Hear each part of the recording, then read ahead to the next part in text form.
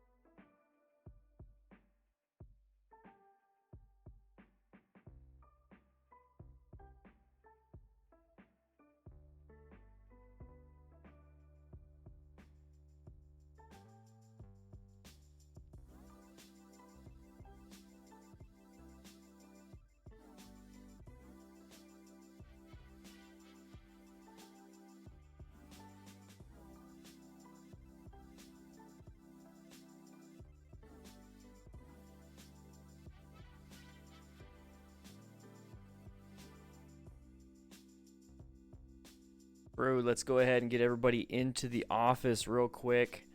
I'm going to go ahead and have a quick discussion on what is a good beginner bike, basically, for a new rider and kind of how to fix it and find it and all those things. So let's get into the office and let's go ahead and chitty chat.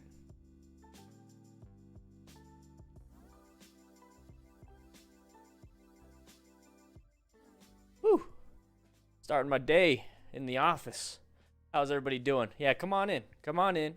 We're going to be talking about, is there a perfect motorcycle for a new rider? And then on top of that, we're going to kind of figure out, what is the best beginner motorcycle for you?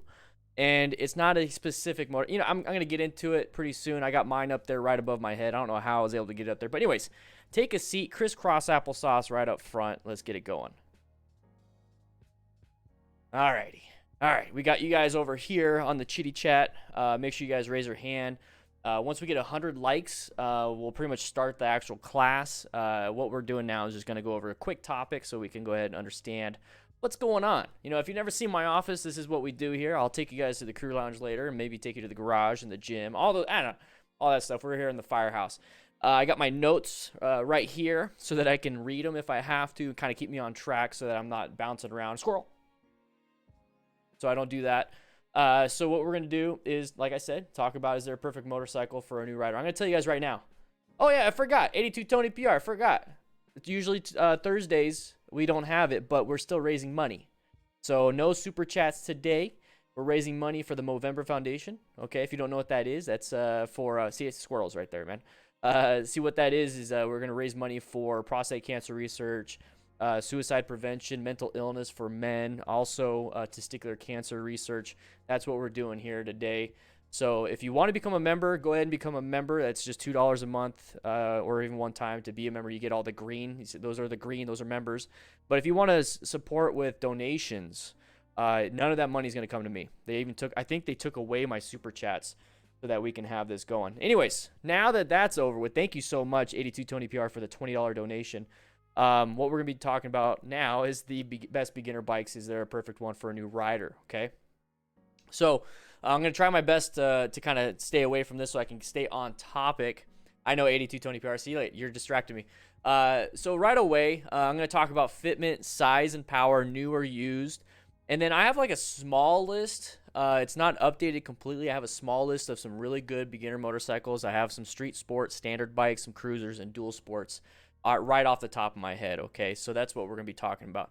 And I will get to the donations. I don't know why it's like blacked out right there. I will get to those. Garrison with the $98. I had to throw it out right away. Damn it, dude. Absolutely insane. Thank you so much. I really appreciate it. I wonder if, what are we at? So let me know what we're at in the chat. Because you guys are ruining. You guys are distracting me. Let's get back on topic. All right, so this is what you guys came for. So what is the best beginner bike? Is there a perfect one for a new rider? Right away, is there a best beginner motorcycle for everybody? Like, you should get this? No. Okay, right away, I need you guys to understand that we're going to talk about fitment, size, and power, and all those different things. And that's why it's very important to go to a dealership or do a lot of research and figure out, what could fit you and what you're going to be using the bike for. So is there a perfect motorcycle for a new rider? No. No. There's a bunch of different motorcycles out there that are going to be really good for new riders. Okay, so that's what we're going to go ahead and talk about. So since we understand that, first thing I want to talk about is fitment. Okay, so this is something that a lot of people don't look at. So like when they think I'm going to start riding a bike, I'm going to get a sport bike, I'm going to get a Harley, I'm going to get an Indian, which is a lot better than Harley, I'm going to get, you know, these different bikes. That's the bike I want to get. I'm going to just buy it. I'm not going to sit on it. I'm not going to do nothing. This is what I want, and I'm going to make it work for me. When you should be picking a bike that works for you, not getting a bike and then trying to retrofit it and make it work for you, unless you have a lot of money. But remember, we're talking about new riders where you don't have a lot of money right now, or you don't want to invest a ton of money into this new thing that you're trying to do, okay? So fitment is really one of the biggest things here. So go to your local dealer, and here's the thing. I know right now with the COVID and everything going on, you can't really do that, so this is good information for when you can do it. Is that go to your local dealer and sit on a bunch of bikes, okay? Like if you feel like you want a sport bike, sit on a bunch of different brands, sit on a bunch of different CCs, sit on, what CCs is the power, the cubic centimeters. That's how they measure it. Don't worry about horsepower and all that stuff, torque. Just move on and sit on a bunch of bikes, like in the sport bikes, if that's what you want. You're going to find that some sport bikes are a little bit taller, some sport bikes a little bit shorter, some sport bikes have good handlebars that it's a little bit less, you know, aggressive. It allows you to sit up, and we're going to talk a little bit more about that. And just go over there and sit on them, and tell the dealer, tell the salesman, whoever's there, hey, I have no idea. I want to get a sport bike. I want to sit on a bunch of bikes. I want to see if I can tiptoe it, if I can flat foot it, or if you can even touch the ground. That's another thing. So really think about the inseam of your pants. So men, we have this thing. I know women have like this weird combination of measurements. So if you're a woman in the chat right now, please let us know how you guys buy pants. I have no clue how you do it. Men, it literally is like how long your legs are and how wide and the circumference of your waist. Okay, so I'm a 32-30, so my legs have a 30-inch inseam. So when I go and look at a bike, let's just go ahead and pick a Honda Rebel, for instance. Okay, so a Honda Rebel is roughly 25 inches from the seat to the ground. So that gives me 5 inches to play with. So I can flat foot that thing pretty dang well. But also you got to think about it. The inseam, the 30 inches that I have, is just from me standing straight up and down, not me straddling a bike. So that's why you need to double check. So if just looking at papers and looking at the spec sheet of some of these bikes, you're like, oh, well, I'm a 30-inch inseam and it says it's 29, I should be able to flat foot that, right? Well, that's if you're standing straight up and down, and that's not the case. So don't go off and I'm going to buy that bike, and then because, you know, it says 29 and I have 20 and I have a 30, I can do it. No, go over there, sit on the bike, and you're going to realize you're probably going to be tiptoeing that one. Okay, so that's why you need to start thinking about that type of stuff when it comes to fitment. That way you have a little bit more knowledge when it comes to that, okay? So just for instance, we went with a Honda Rebel 500, which we're actually thinking about selling. But anyways, we went with the Honda Rebel 500 for my wife. She's 4'11", and she can flat foot it. You see what I mean there? So like if you are a short person, seat height is a really big consideration, because you do want to flat foot, or you at least want to have 2 feet on the ground, either tippy-toeing or almost flat footing. You want to do that. That's going to help you out quite a bit as a new rider. That way, if you mess up in a parking lot practice, or if you feel a little bit out of control or lack of balance, you can always put your foot down. Now, there's always a way to handle it. There's a bunch of women adventure riders because adventure riding bikes are really tall, and there's a bunch of women that are shorter than my wife that could easily handle those. So it's not always about what can I do, but we're also talking about beginner riding. So another thing when it comes to fitment is making sure that, you know, you kind of pick it for what you want to use it for. So if you want to have a massive, aggressive, you know, you're in it like a sport bike, you're like hunched over, face is almost in the instrument panel.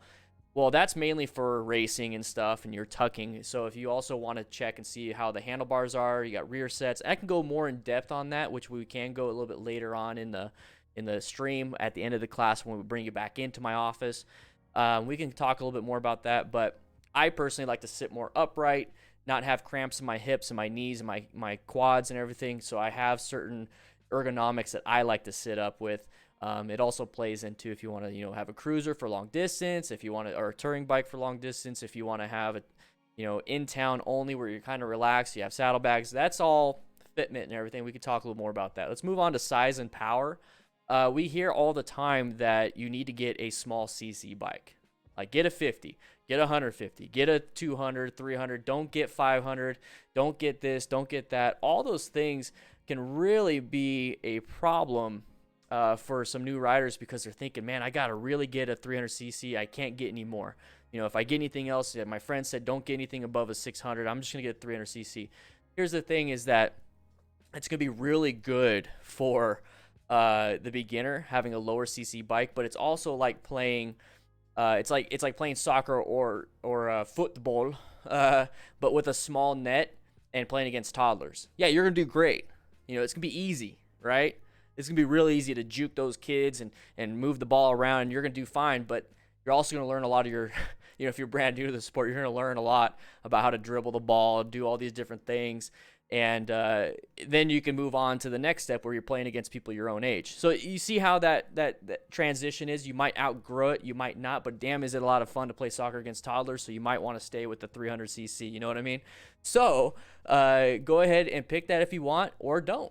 And that's the thing. So if you want to jump into a big soccer game or a big football game with adults, I shouldn't say adults because, you know, you can pick it anyways, but with people around the same size and everything, it's going to be a little bit harder since you're brand new, but you're going to catch up. You're going to get the game. You're going to get going. You're going to be moving. You're going to learn quicker. You're going to have all these different things. And then when you learn, you're now where you're supposed to be. So that's kind of how I equate it. So size and power, when it comes to the power, I will always recommend a lower CC bike for a new rider, just because if you do screw up and you miss the goal, like in a little kid soccer game, or if you do something and it was like a whoopsie daisy, it's not a big deal. It really isn't. You're not losing the game for anybody. It's not ranked. It's not, you know, you're not in a competition. So it's perfectly fine. You can easily do what I'm talking about here. So having a small CC bike is going to be really good for a beginner. But just realize if you want to take it up a notch, you're going to have to buy another bike. If you want to just keep that bike and have a ton of fun for a long time, cool, do it. And if you have enough money, don't sell that bike. Get a bigger bike. Now you got two bikes. So whenever you want to demolish some toddlers in soccer, well, there you go. You got it. But if you want to play with the big boys, there you go. You also have it there. So there's a bunch of different reasons to not buy, to buy, big CC, high, low CC. There's a bunch of different reasons why not to and how not to. The main thing is the more power you have, the less forgiving that throttle response is. And what I mean by that is that the more power you have, if you give it 10%, that 10% is a lot different than a 300cc. So like a 1000cc bike, like a BMW S1000RR, if you give it 10% throttle, that's fast. If you give a Honda CBR 300R, which I'm giving away, if you give it 10% throttle, it's not going to be as fast. So think about that when it comes to parking lot exercises, when you're practicing. You can give it a little bit and you can actually use the full range and motion of that. And also when it comes to if you want to ride in town versus riding long distance and all these other things, sometimes I'm going to tell you right now, having a scooter in town is way better than having my bike, which is the Indian FTR 1200S, badass bike.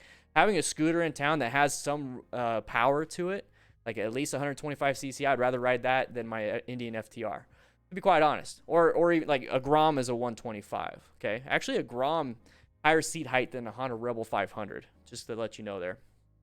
So that's why I always recommend a smaller CC bike. That way, if you do mess up, it's not as big of a deal as if you mess up with a 600 plus, okay? And also realize a 600 sport bike is different than a 600 cruiser. They're tuned differently. What that means is that you're going to have different power bands, different power things. So 10% burst of that throttle in first gear on a sport bike is going to be different than 10% in first gear on a cruiser.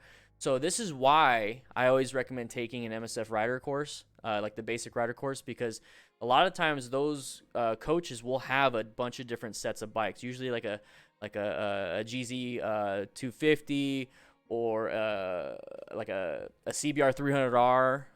So they're going to have all these different things. You can actually play around with them without even having to buy a bike. And that's one of the beauties of it. And then you're going to get your endorsement on it and you're going to learn. So that's kind of where you can find out what kind of bike you want by taking a class. And I always recommend that because it pays itself in huge amounts of dividends. I mean, you're going to get your training, you're going to get your endorsement, you're going to figure out what kind of bike you might like. And you haven't even spent money on a real bike yet. and you don't have to buy anything other than the class, because they should be providing you helmets and gloves and all that stuff. You just wear long sleeve pants, closed-toed boots if you have some, okay? So now we're going to move on to new or used. Now this is going to be where everybody kind of differentiates I will recommend a used bike for a few reasons, and I also recommend a new bike for a few reasons. So I'm going to tell you how I started. I started off with a brand new 2012 Harley Davidson Nightster 1200 as my first bike, never ridden, didn't have an endorsement, don't know how to ride. I kind of understood the clutch and shifting because I had a truck that was a manual transmission. So I went out and bought new, and that's because I had the money for it. And I was still a firefighter. I was coming off a divorce. So, I mean, all of a sudden it's like, oh, she was spending this much money, and now I have a bunch of money. I think some of you guys understand that. But anyways, I went out and got it. And the cool thing about me buying it new is that I knew for a fact as a new rider that it was in perfect riding condition from the dealership with their master techs checking it, with warranties, with this, with that. I did pay a premium for it, so I'm not saying go out and get a Harley. I'm saying if you want to get a new bike, maybe get a Honda or something like the Honda CBR 300R with my giveaway. Anyways, but if you go out and get a smaller CC bike or a cheaper bike, it might not be as expensive as you think. On top of that, you're also building credit. You're also doing a bunch of adulting things when it comes to buying new. When it comes to buying used, if you know how to buy used, please do so. So that was one of the biggest things, is that I didn't know how to buy used. I just knew how to buy new. So that's what I did. So if you understand new versus used, you're probably looking at me like, man, just buy used. It's not that hard. And that's great.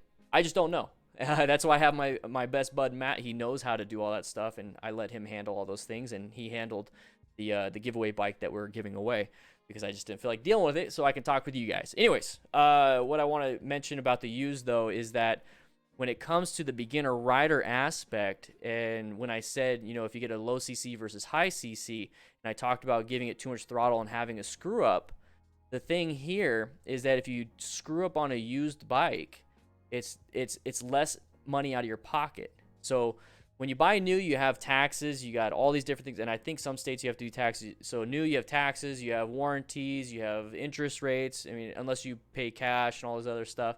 So you have it basically, the bank owns your bike right now, and you're having to deal with all these new things. You don't want to break a new lever. You don't want to dent a new tank. If the tank is already dented on a used bike, it's not a big deal if you put another dent in it.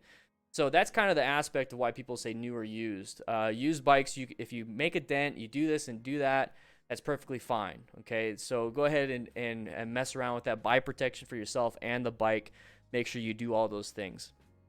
Another thing that you can do that nobody really talks about is it's not necessarily certified used, but if you buy a used bike, and this is where I'm starting to step outside of my comfort zone with some advice. This is where having like Matt or somebody else that can talk a little bit more on that, is that if you buy a used bike from a dealership, they're going to, before they sell that bike, if it's a reputable dealership, before they sell that bike, they're doing a full-on check on that thing. So when I talked about buying new, you know for a fact that it's in good condition. The techs checked it. It's factory, blah, blah, blah, all these different things. Well, if you buy a used bike from a dealership, it's gonna cost a little more than private party, but it's going to be roadworthy. It's going to have good tires on it. It's going to have, it's going to be, the chain's going to be oiled and cleaned. Everything's going to be checked. The function of the bike's going to be checked. It's going to be fixed if it wasn't. And you're going to pay a little bit more, but you're going to get the peace of mind of, okay, well, it's used, so I don't really care if it has a dent in it, if I crash it or not crash it, but drop it. But it also has all these extra things that they checked out on. They maybe replaced the fluids for me, all these different things. So also look into that. New or used at a dealership. Check that out. When it comes to what my recommendation is when it comes to fitment, size, and power, new and used, I'm just going to tell you what I did. Okay, I sat on my friend's bike, which was a Sportster. It was a 2008 Nightster at the time. It was Matt, and I loved it, so I went and bought the same one. So I knew how it felt and what to sit on and what I can afford, and that's what I did. From there, I changed handlebars. From there, I changed pegs. From there, I changed a lot of stuff, if you guys seen my Sportster, before I traded in for my FTR. And that's another thing. So fitment, if you buy a bike and you're like, this is not the greatest, but it's, it's as perfect as I can. I love the coloring. I love the bike. Honda's a great reputable brand. I'd rather do that than buy something else. And, but the handlebars aren't great. Well, there's probably an aftermarket for that. So that's another thing, is maybe start to put yourself towards a more popular bike as a new rider, because there's going to be a lot of aftermarket parts for it. So you can always replace levers if you drop the bike. There's probably going to be protection for the bike. There's probably going to be new handlebars, a different seat, different pegs, different things for the bike that you can pretty much make the bike fit you. But what I don't want you to do is get some crazy ass bike and it's going to cost just as much as how much you paid for it to make it fit you. I'm talking, if you're replacing handlebars, levers, and a few things, it's not going to be a huge price, especially if you get a good deal. So size and power, same thing. When it came down to it, I loved my Harley Sportster app. Zachary Gauss entered into the giveaway. Look at that. Boom, boom. I absolutely loved my Harley Sportster, and I made it fit me, my personality. Had a great time. I wish I kept it so I could use it for some random dumb stuff if I wanted to. So if you go out there and you get, and we're talking about size and power, if you go out there and you get a small CC bike and you're like, man, I outgrew this, stick with it until you can afford to buy another bike. If you want, this is what I would do.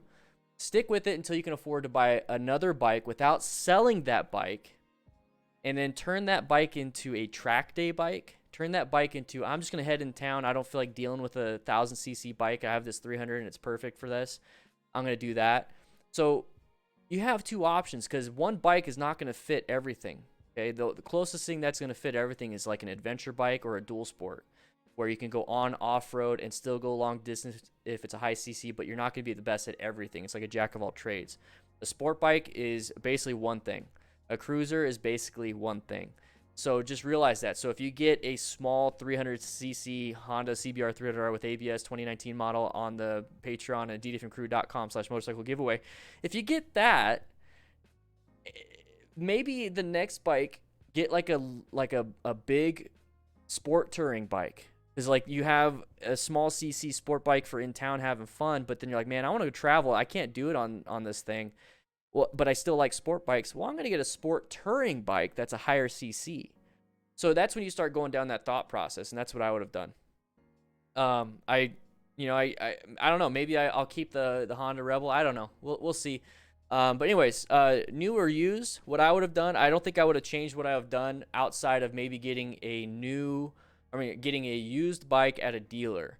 Save me some money, use that money to make the bike fit me, and then maybe sell it later or keep it like I mentioned earlier. That's probably what I would have done, but I don't have any regrets. I've bought a used bike before, very low price. It was amazing. I had a great time.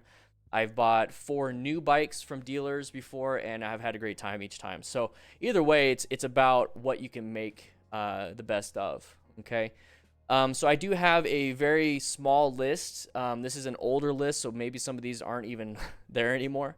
For a street sport or a standard bike, I'm going to start off with the Honda CBR 300R with ABS. Okay, I think it was $5,000 for this badass bike. So if $5,000 is within your price point, you can get that brand new almost out the door some places for a sport bike. A Suzuki TU250, that's some of the bikes that we use in the MSF. Fun little things. The KTM, I see somebody in here saying the RC390, great bike too. Just look into all these bikes and go to forums of these bikes and find out the common problems or the fun things to have, or the fun things that you can do on them. Kawasaki 400 Ninja, you might want to check that out.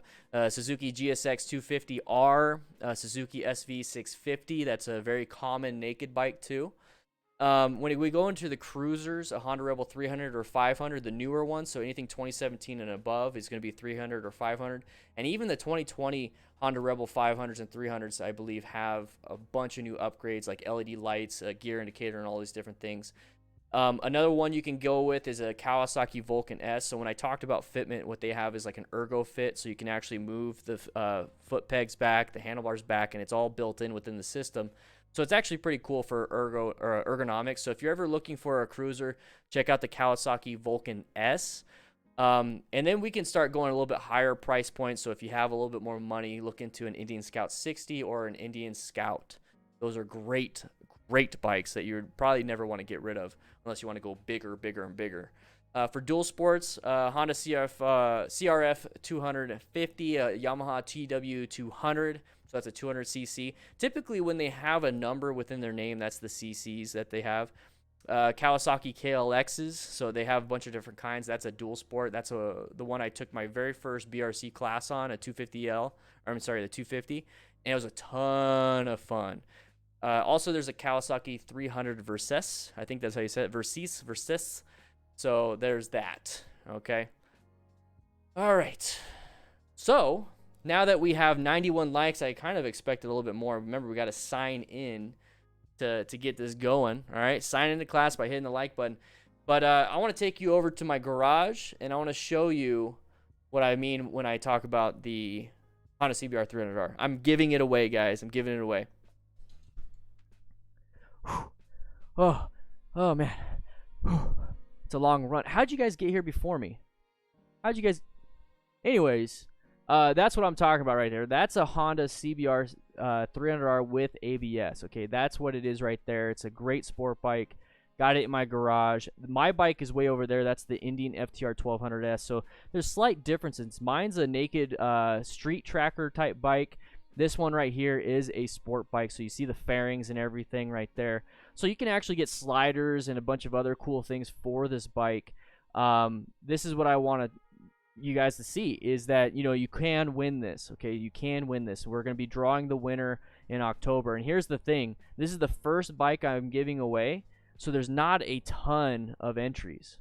So this is the best chance to win a bike anywhere. We're going to do another bike after this. We're going to do another bike after that. We're going to do another bike after that. And if people stay within the entries, it's just going to get harder and harder and harder. And at some point, I might be giving away 2 bikes a quarter instead of just this one. So, guys, if you want to win this bike, check out the link that's in the description. There is a free way to do so. Thanks. Appreciate it. I got all this mail.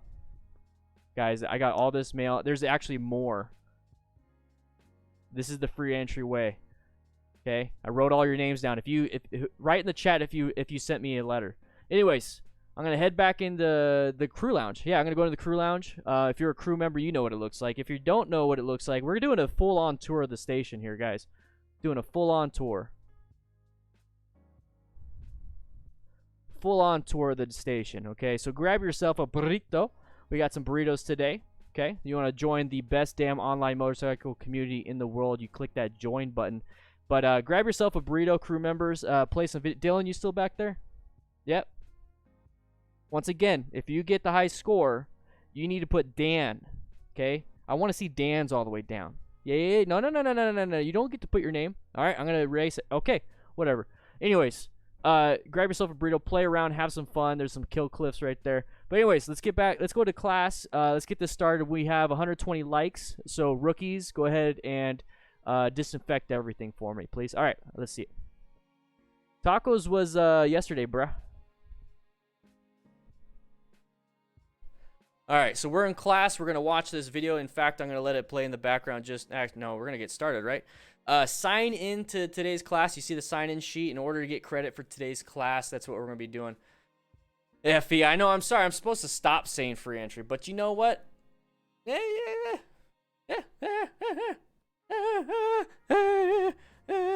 Rested chair. No, man. Come on now.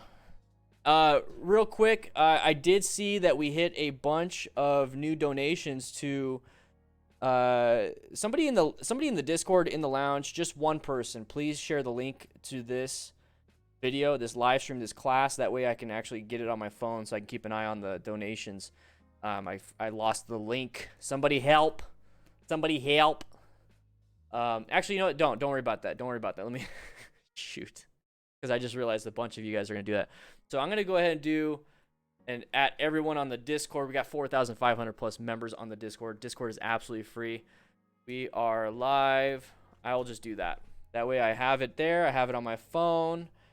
Boom, boom. There, I shared it for myself. Get everybody from the Discord in here. Thank you, Pink Ranger, baby. Ooh! congrats to Pink Ranger. I just saw that in our own little personal group for the admins and mods. I'm sorry, just for the admins. Is that Pink Ranger? Congrats, area code 207, for becoming a moderator, an operations chief in the Discord. I want to see some biker waves and some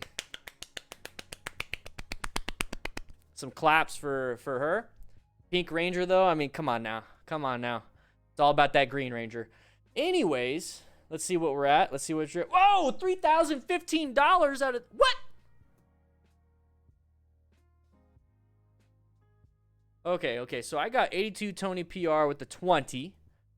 Well, first, let me go ahead and point out. Josie K yesterday became a member. LA, welcome back yesterday. Nikolai became one. Jonna, we already talked about those. Oh, did we already do all these? Oh, so for today, Tanner Nakanishi became a new member. 82 Tony PR with a $20 donation. Garrison with a 98. Albert Torres with the 5. Anonymous with the 5. Fusion Girl with the 5. And then another Anonymous with a $20 donation for the Movember Foundation. You guys are absolutely insane, okay? Absolutely insane. Woo! Woo! I'm excited today. I'm probably pissing off all the neighbors of the firehouse. Anyways, let's go ahead and get into this. Let's go ahead and talk about some motorcycle crashes now that we know what the best beginner bike for us is, if there is a perfect motorcycle for a new rider.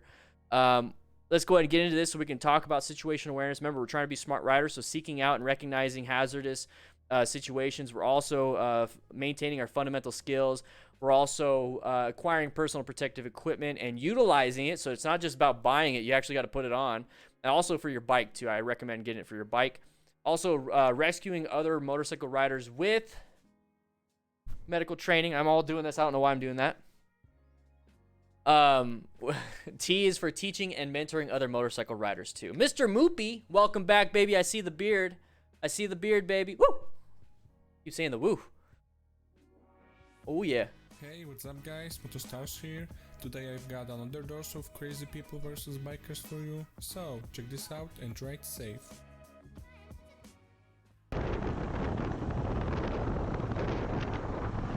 Alright, watch out. That guy's going to want to go into your lane. The driver, despite noticing the biker, doesn't give up and still stays on his side on the road. He doesn't want to be behind the... Yeah, he doesn't want to be behind the truck.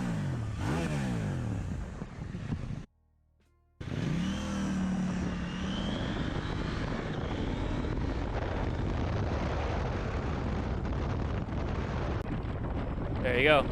So, whoa, Matt, hit the button. Hit the button. Sorry, guys. I'm not in control of the buttons. Matt is in control. He's actually he's at home doing it, so maybe he's a little bit late on some of these things. All right, he's not inside the station right now. Anyways, I saw a question. Been thinking about a Yamaha RS6. Been heard a lot of electrical issues so far. I've been going against it. Any ideas or other bikes like it? Amir, I do not know. So this is I'm pretty sure you've been to some forums. Check them out, see what it's all about. I mean, I've got some bikes before that they're talking about some things were bad with it, and it wasn't with my bike. It's usually the people that are complaining because they have the bike and they have the issue. It doesn't mean it's always that issue. Another thing you could do is ask the new rider questions. So we got this right here. Let's take a look at this. So you got the new rider questions, and this is an area you can ask some questions right here. So do you guys think a 300-kilometer road trip on a 125cc is possible? So stuff like that you can ask, and that's in the new rider questions area of the Discord, which is free, absolutely free. Malcolm Taylor with the $20, baby. Thank you so much for the Movember Foundation says thank you. Anyways, on this video, what I'm talking about here is that it's going to be another pattern where you have a car not wanting to be behind another vehicle that is going slow, and if there's an opportunity for that vehicle to get into a faster lane, which more than likely happens to be in our lane, it's going to feel like they cut you off because they either didn't look for you or they didn't see you because of inattentional blindness. Bunch of different factors, but at the end of the day, does it really matter why they did it? At the end of the day, it matters that they did do it. So how do we prevent us being in the situation that they did do it? Okay, love you too, Smokey McPot. Also, make sure you wear full gear. You can see his tricep and his deltoid right there. He's not wearing a jacket, so make sure you're wearing full gear. Remember, smart rider, guys. Let's move on. Do it. Let's do it. Matt, come on.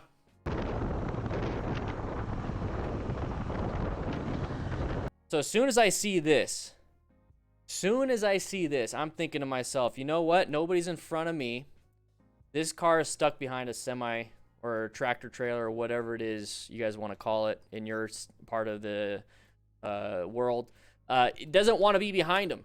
So as soon as I see this, I'm already, first of all, I'm in orange stage because we're going up to a roundabout, which is an intersection. So I'm in orange stage there, okay?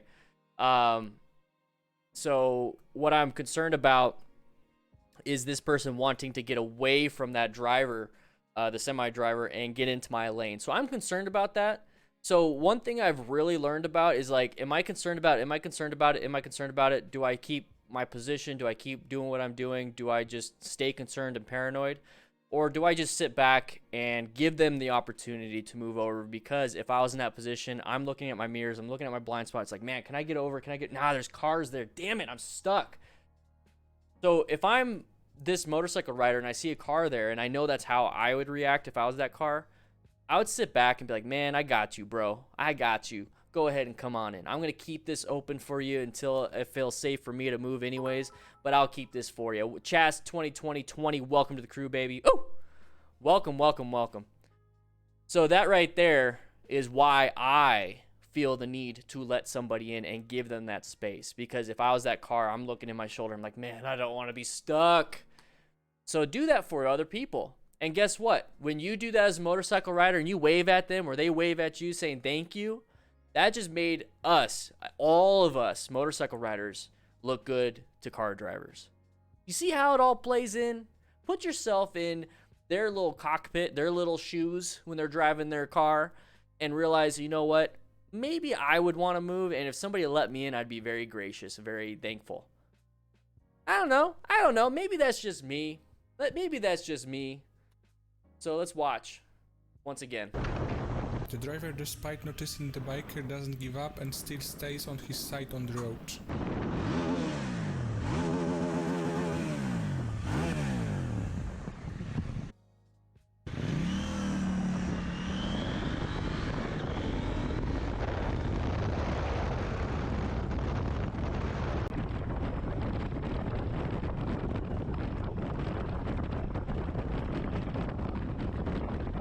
So brake lights. Yeah, he's riding those brakes like crazy. Here we have a very similar situation, but the driver almost leads to a serious accident. And those are running lights. Oh! Ooh.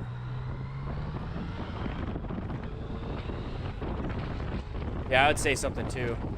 Oh, he kicked the car. No. Narisa, welcome to the crew, baby. Woo! All right, let's go back. Don't kick the car afterwards. So these are running lights. I thought they were brake lights. No, the top part looks like a brake light. I don't know.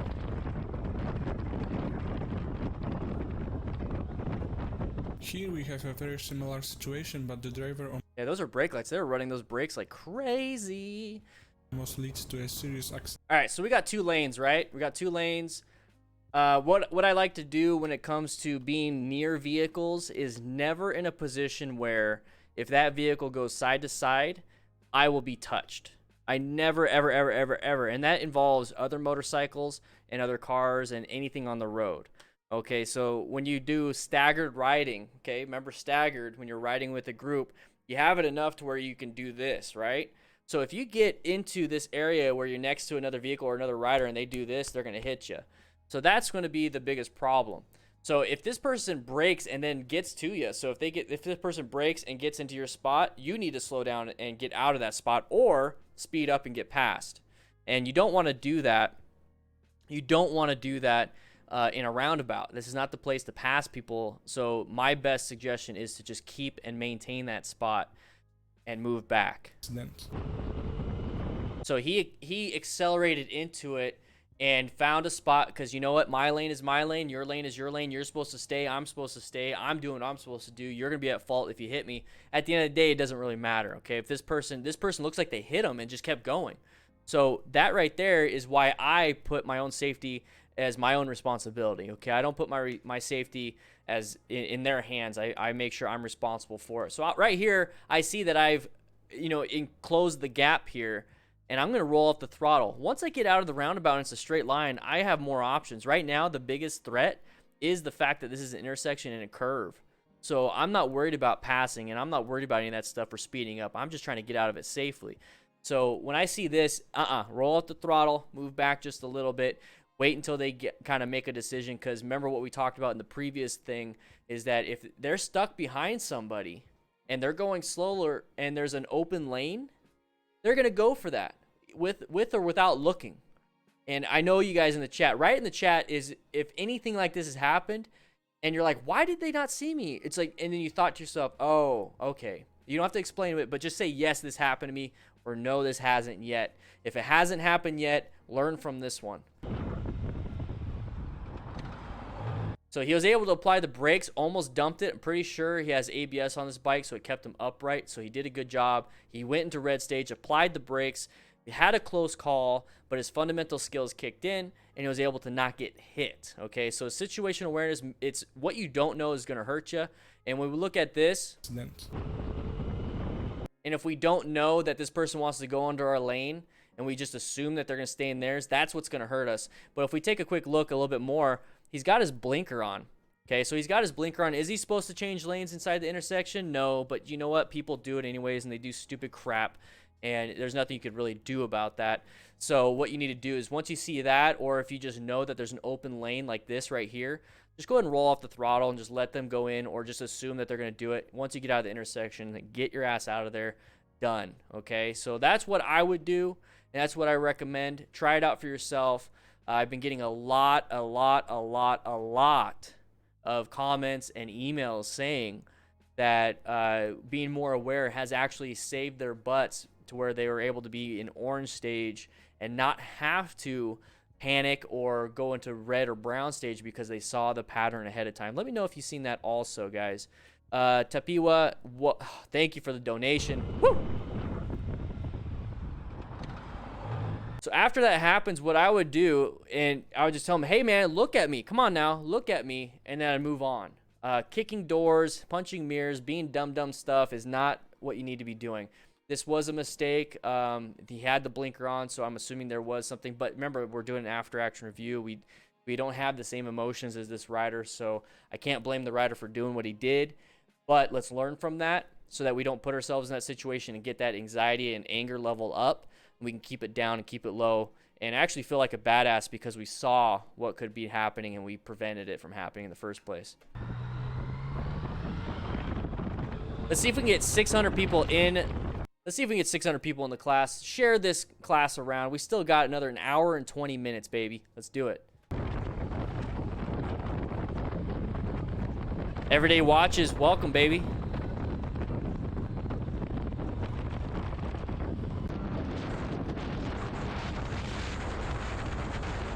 A driver who completely doesn't bother about bikers decides to interrupt an ordinary ride.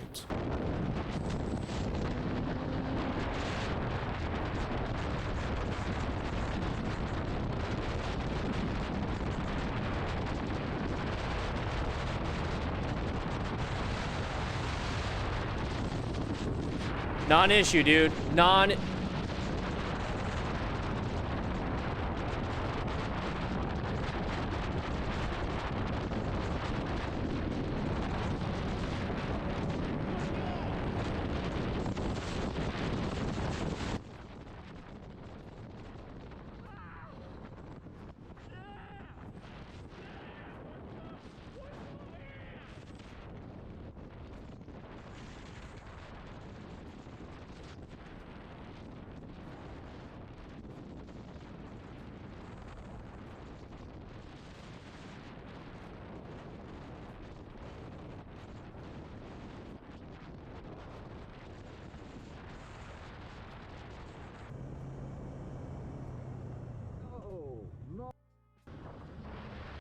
Whoa.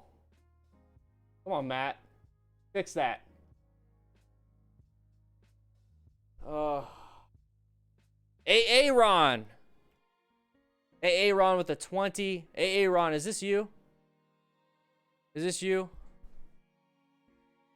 AA Ron, is that you? Ay, ay, ay, ay, ay.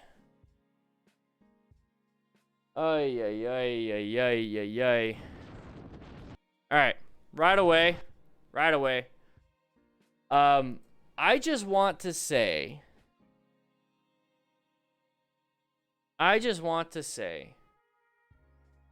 that what is it that motorcycle riders want from lawmakers, and what do they want from other car drivers?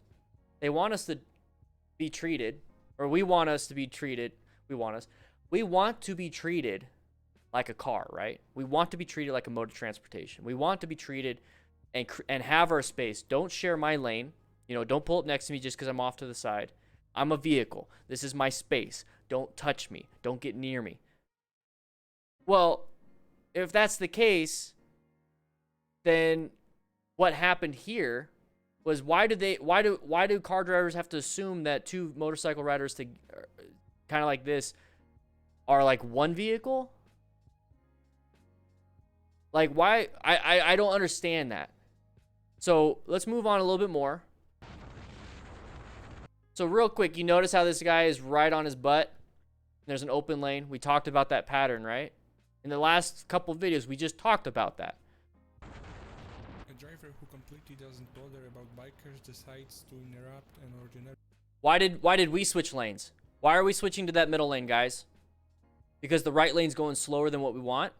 Why do you think this person's going to move over too? The person in front of them is going slower than they want. There's an open lane right here. We made the same exact decision. Same decision. And look how separated we are. How is this driver supposed to know? Regular car drivers do not know what motorcycle riders do. They do not do. They do not know, okay? They do not do. You both switch lanes at the same time. This person is switching lanes just like you. Look how far that other motorcycle rider is. You guys didn't keep a good space. And if somebody does get in between you, here's the thing. Here's the thing. If you're riding with a buddy and this happens to you, it's a non-issue. I want to see some non-issues in the chat. This is a non-issue.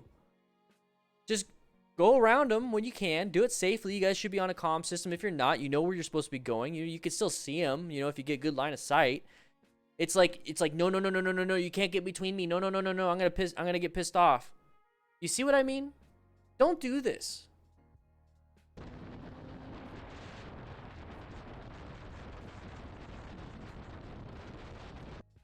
That's all he wanted to do. What is your buddy doing? And also, it's 60 miles an hour speed limit. We're going 80. All right. State of Arizona, anything 20 over the speed limit is criminal speeding, and I believe anything over 90, doesn't matter if the speed limit is 75. If you go 90 and above, it's criminal speeding too. It's something like that. So just be careful when it comes to that. So now we see our buddy going over there. He's going in between traffic, going everywhere. He's speeding. He's hauling ass. So that kind of gives you an idea of what's going on here. This is completely unwarranted. The person just made a lane change. Come on, guys.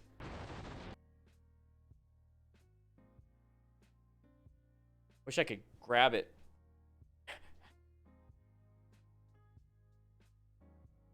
And just like, put it down, dude. You're going 80 something miles an hour with no gear. Picking a fight with a 3,000 plus pound vehicle or some crap. I don't know. Law of gross tonnage, guys.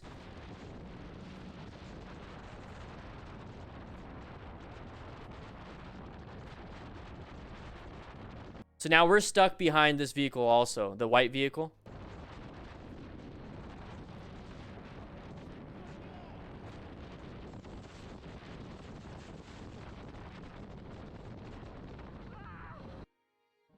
And it's like they're laughing at this. They're laughing at this part, but here's the thing. Here's the thing. What do we see right here? What do we see right here? What pattern again? What pattern again? I want to see some Nikes in the chat. I think I still have that Nike emoji. Let me check. He's wearing Nikes over there. Yep, I got the Nike.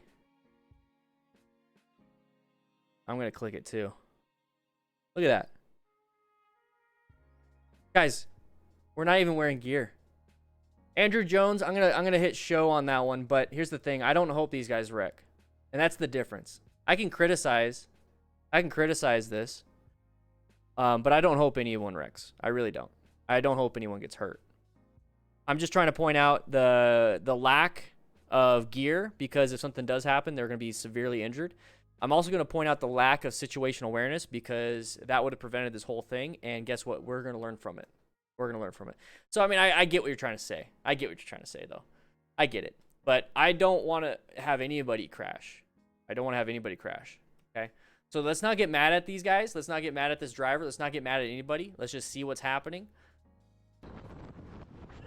This guy, this driver almost did. This driver almost switched over to our lane, and we would have gotten hit.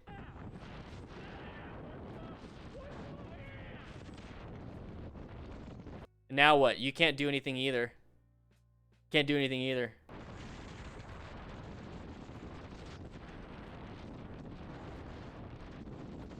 Yeah, that's all it is. You're right, Joey. This is not how to be a rider. Yeah, so we have to know what not to do and what to do.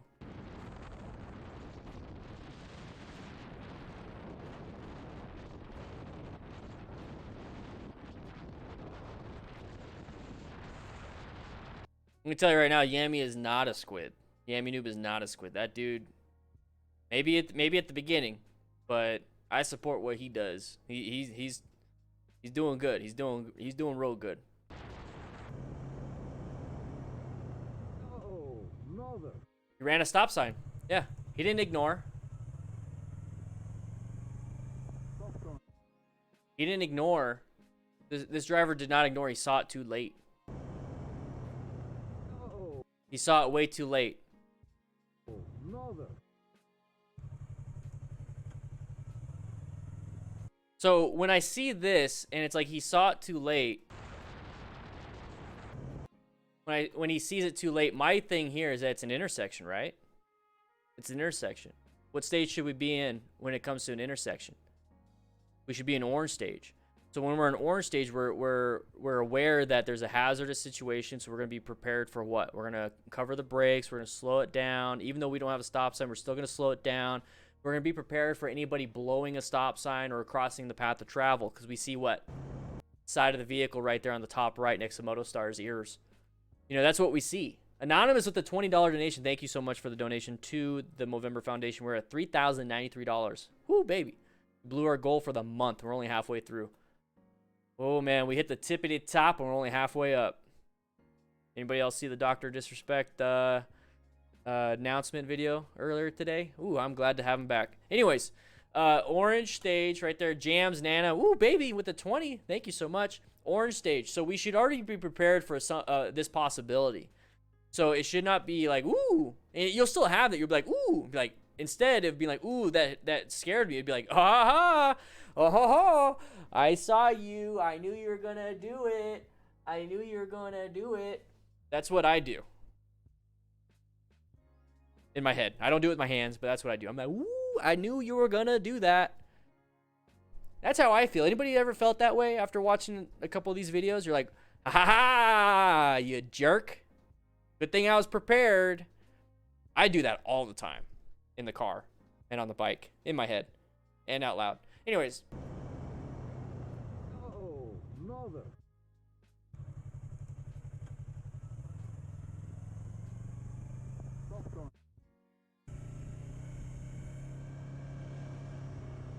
It seems that the I love all the welcome emojis to the new members. Miles Baloo. Baliwa? Baliwa? Baloo? Miles, welcome, baby. Nice bicep, too. Yeah. Anyways, moving on.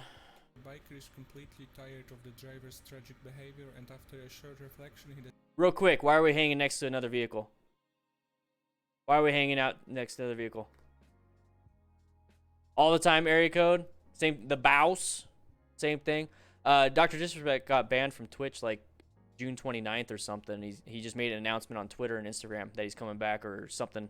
The teaser. Anyways, don't hang out next to other people.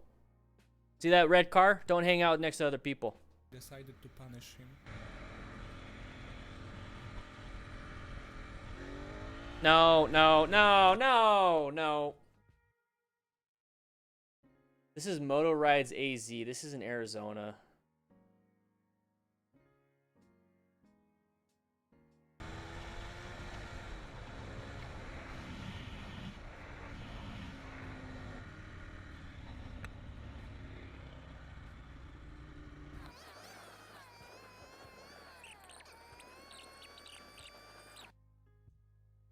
Wait.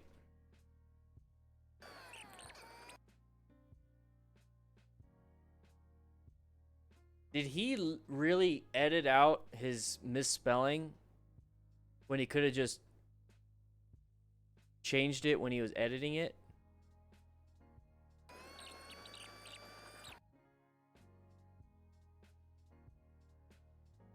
Okay.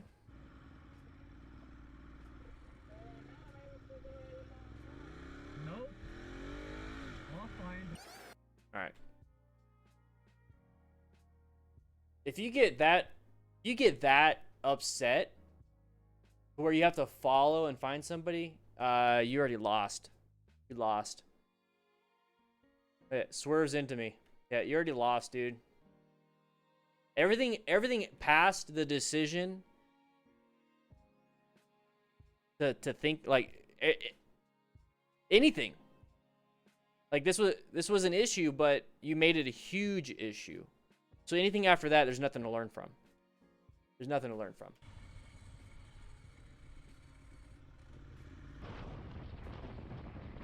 Watch out, same thing, same thing.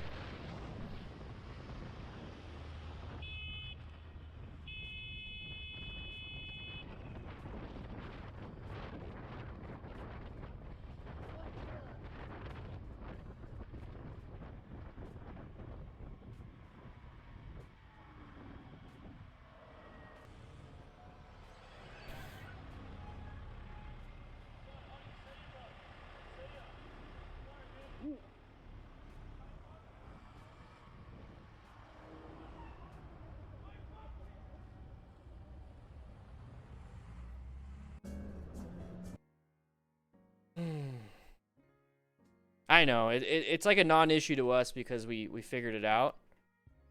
You know, we figured out these patterns, but I need okay, I gotta be professional here. All right, one sec. I gotta be professional. Crew, I need help. I'm starting to get a little frustrated with some of these things. Yeah, usually, yeah, crew. Maybe I need to eat myself a burrito and get some more energy or to be a little more relaxed. Jake, get in here. Jake Petty, get in here. There you go. Yeah, he's right there. Jake Petty, get in here. Check it out. Get a burrito, man. I need to relax a little bit, okay? This is starting to bother me a little bit. You know, we see all these same patterns all the time, and it's like, you know, if you were the same person in each and every one of these videos, you would have seen it happening, right? All right, so we're trying to learn from this. So if you're a brand new rider, please don't take my frustration as I don't want to teach. I do. I love it. I absolutely love it. I love the crew. I love riders. I love you guys. The thing is, though, come on. Let's not get angry about that. I'm getting angry about people getting angry, and I can't do it. Can't do it. Let me grab one of these. One second. Okay.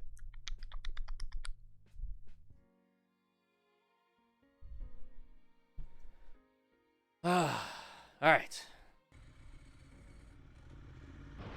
Right here. Right here. Even more. What's the pattern? This is for the crew. What's the pattern? What's the pattern? Right? I mean, what's in front of us? Whoa. What's in front of us? What's in front of us? It's an open lane. We have an open lane. Oh, the lounge voice? What's in front of us? We have an open lane right here, and we have a vehicle in a slower lane. Therefore, they're going to want to get into our lane because it's moving and it's open, it's free. He wants a better space cushion because he has a longer stopping distance because he probably has a load. He's got a longer vehicle, a lot more weight. Open space, everybody. Yeah. See, maybe I should start talking like that.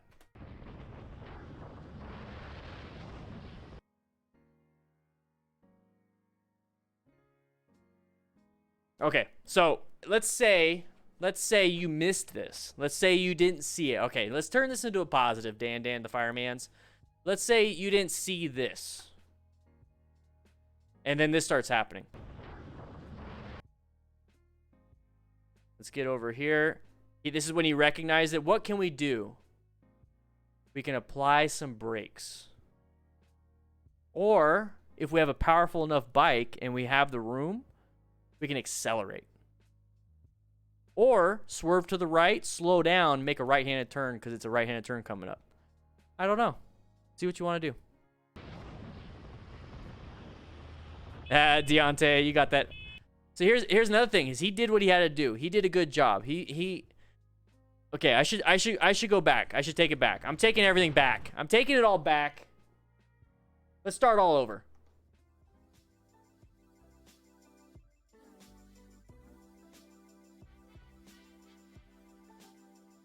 All right, I'm back. So now that I'm calm, relaxed, it took 5 seconds for myself. Let's say you didn't see this happening. Do what he did. Swerve out of the way. Get yourself that space cushion.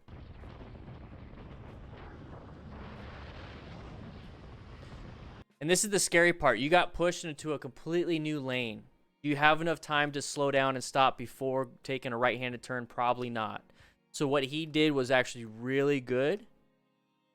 Is that he tried to get back into his lane, but then go over an obstacle, which is the curb.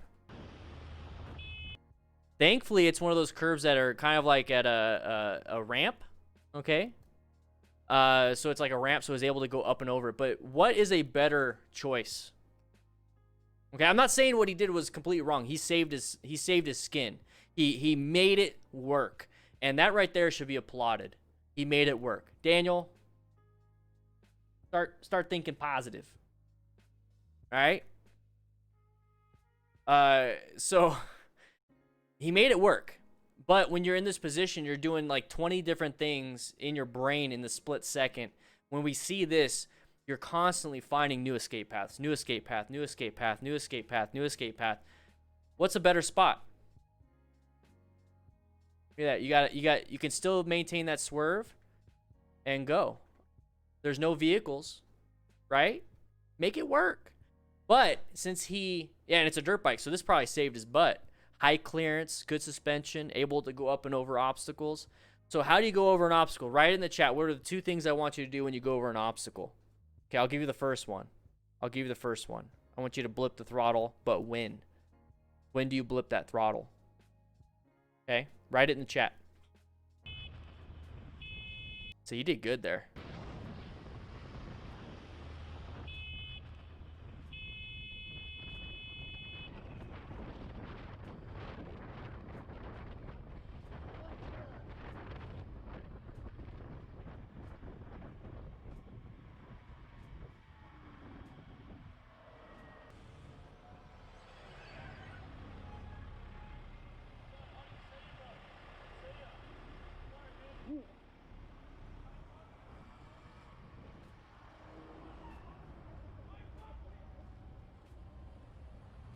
There you go, guys. There you go, guys. Lift that butt up. Blip the throttle right before because it raises the suspension a little bit, so there's less weight on that front tire, so it's able to go over an object a little bit easier. And then lift that butt up so when that back end hits, it doesn't buck you off. That way, it just barely tips it. It taps your butt like a little spank, like that, just like a little. All right. Also, area code 207? Was it 207? Sorry. Area code 207. Say something and realize you got a blue name now. Got a blue name now. We'll talk a little bit more about what to do since you are a moderator on the Discord, and it was a promotion from the admins. I trust their judgment, so I'll trust their judgment for here. So we'll talk a little more about who to mute, who to do all that stuff a little bit later in a private chat. Anyways, here we go.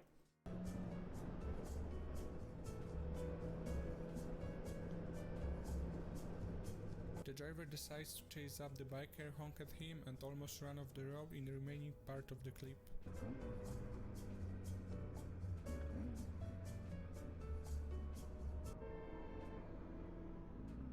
Are you beeping at me? Are you beeping at me? Are you mad? Are you mad? Are you mad? Are you mad?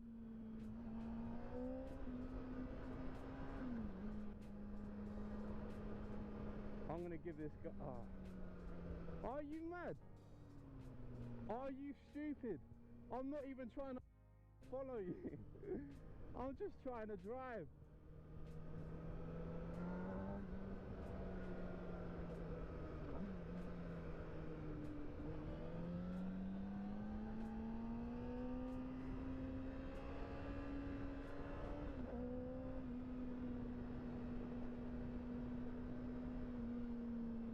What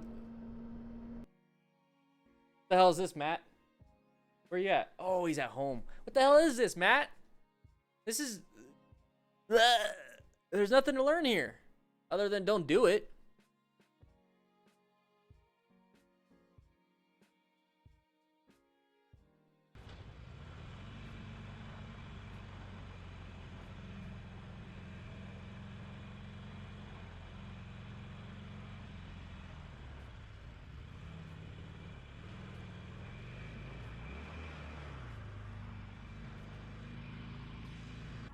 So I'm going to give the benefit of the doubt on that one. All right, well, let's see the back end.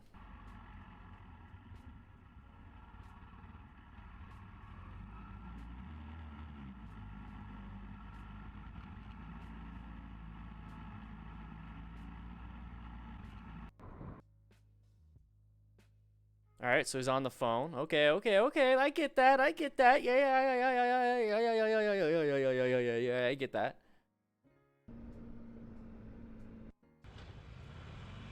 All right. Slow person and I'm assuming this is the fast lane wherever this is at in the United States. In America, the left lane is typically the faster lane. It's the passing lane. So I could see how it could be a little frustrating, but he says he doesn't have a problem with it. So cool. We're moving on.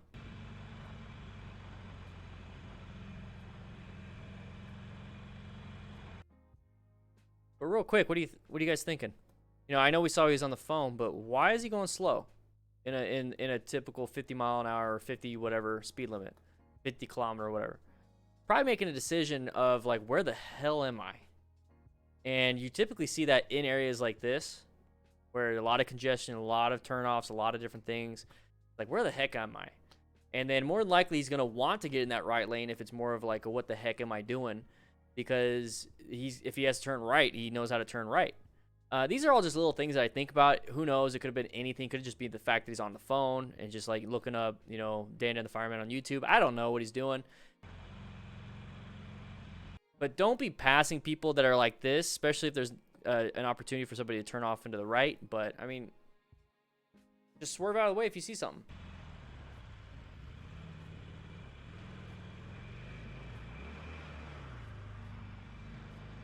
And another thing is get yourself out of that position. You see that his tires are already over the white line, knowing that he's going to switch over. Just apply some brakes. Just apply some brakes. Because right now you're out of danger if you apply brakes. And it's gently. Just progressive, gentle brake pressure. Just enough to let him go and you slow down a little bit. But the fact that we're going to speed into the closing area... Nah.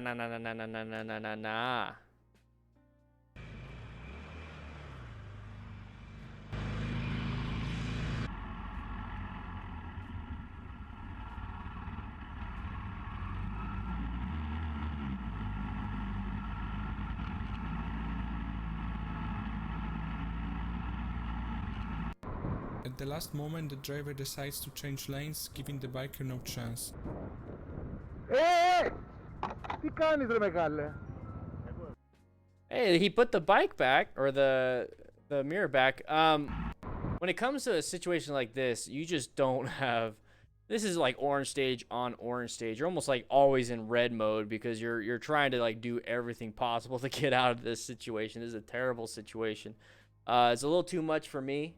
I'd probably have panic attacks driving in this area. So for those of you that do drive in this area, kudos.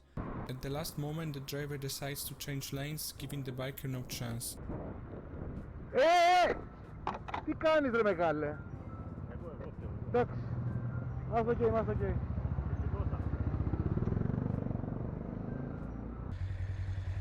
AJ Stone, brah, with the 15 to the Movember Foundation. Thank you so much for the donation. It's going to help out a lot of people. You guys don't realize just even a cent helps out a ton of people when it comes to charity work and everything. But it's up to you. You know, we got I think 2 more streams left, or 2 more charity streams left.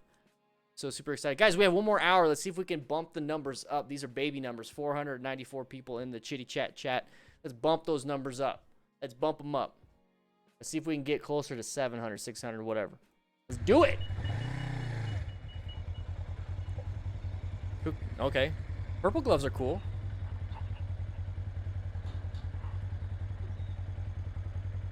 Okay. Take your time. Take your time, baby. It's all good. There you go. There you go. Whoa.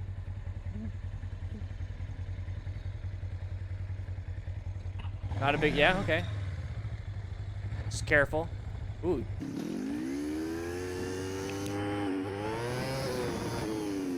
There you go. There you go. Oh, nah, I wouldn't be behind. Give yourself an out. Okay.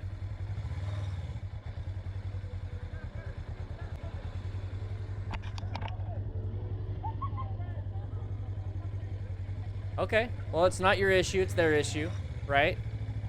Not your issue.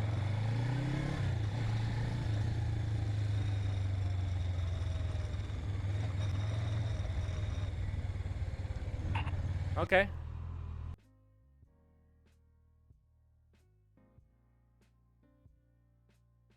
What?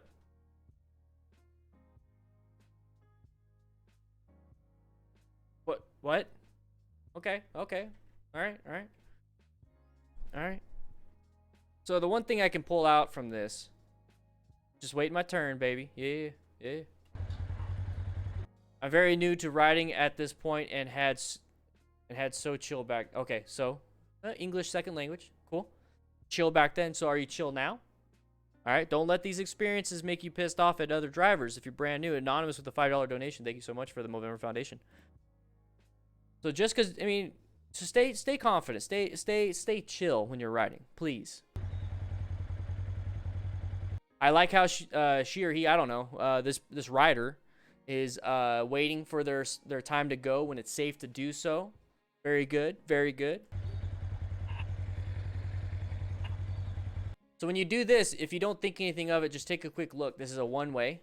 Okay, you got that median in the middle. So the only thing this guy can do is what you want to do.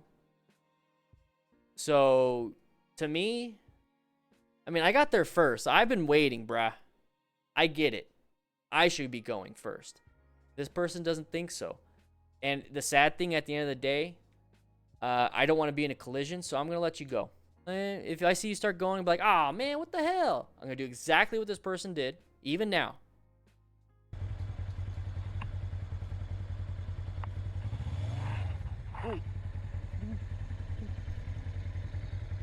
I would have done exactly what this person did. Exactly.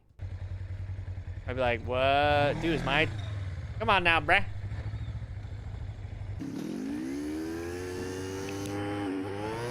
So this is a good space cushion right here. I'd be concerned about that car.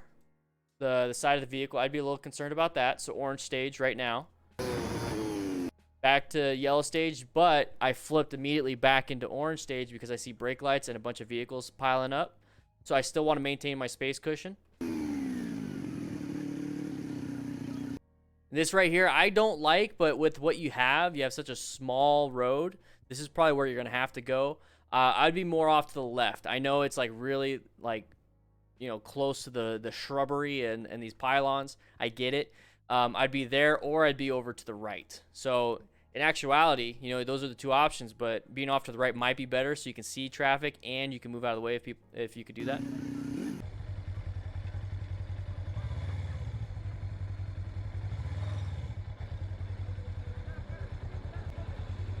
See, this is what I like about this new rider. Typically, new riders are so focused on manipulating and controlling their motorcycle that a lot of times you'll forget, oh, this is a stop sign. Oh, this is where you're supposed to stop for the zebra crossing in Australians. You know, what is this? Oh, whoops, I finally saw that green light last second. You typically do that because you're so focused on controlling the bike. So be very careful when it comes to that. So that's why I always say stick to side roads when you first start. Don't go crazy in town and adding more and more stress to the stress you already have about trying to control the bike. I wouldn't worry too much about that. Terrell from Georgia, how you doing, man? So I'm really proud and happy that this person was able to still witness and see the situation going on. Now that person is supposed to stop, but once again, it's not your emergency. It's their problem if they get a ticket. It's their thing if something happens. Exactly, Minion. Minion Moto.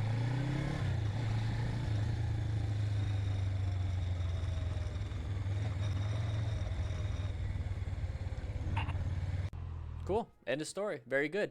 That person did a good job. Good job. See, you know, sometimes there's some good stuff. That's what you should do versus a lot of what you shouldn't do on these videos. All right? Come on now. Come on now. Come on now. Come on now.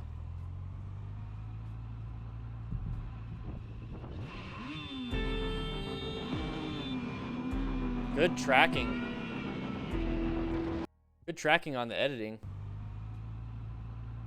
So he put this right here. I'm just going to point this out. He put this right here, but when you're editing, you have to track it where you want it to be, and it looked really smooth. It looks really smooth. He did a good job. All right, going back. Intersections. Intersections. Okay. Getting T-boned in an intersection, or you be the one T-boning somebody, happens all the time. All the time. Okay. So this is where you got to be very careful. Just because it's green does not mean go. And this is a really funky intersection. You got this crossway, you got that crossway. So you got to be extra careful. So you got side of the vehicle. Go back just a little bit. Okay, side of the vehicle. This looks like it's a four-way stop. So this side of the vehicle goes. We don't actually, no, not a four-way. Sorry. Cross traffic stops. We don't. So they are supposed to stop. So this car's supposed to stop. This car's already moving. And that's just the way it is. So when you see another car moving like this, just understand that this is their possibility. Until you know for sure, do not pass them. And you can know for sure really quickly with experience. But if you don't know for sure this person right here is not going to stop, then you encroach on it. You approach. There you go. You approach it nice and easy. It's like, are you stopping? No? Okay, I'll stop. Or, are you stopping? Yeah, it looks like you're stopping. Cool. That's what you want to do. All right, you see the movement? Slow it down. Why did he slow, or no, I'm sorry, not why. How did he slow down? Okay, it's a rev bomb. I see some rev bombs in the chitty chat from heavy hairs, baby. Woo! Rev bomb, so you're pulling in the clutch and you're moving power to that rear wheel, so you're basically coasting. Okay, you're not having extra power, you're not going. Okay, you're kind of just coasting now. Now, gravity, friction, all that stuff will start to slow you down. Okay, which law is it from Newton? It's a pop quiz question. I got some candies. I'll throw them at the class.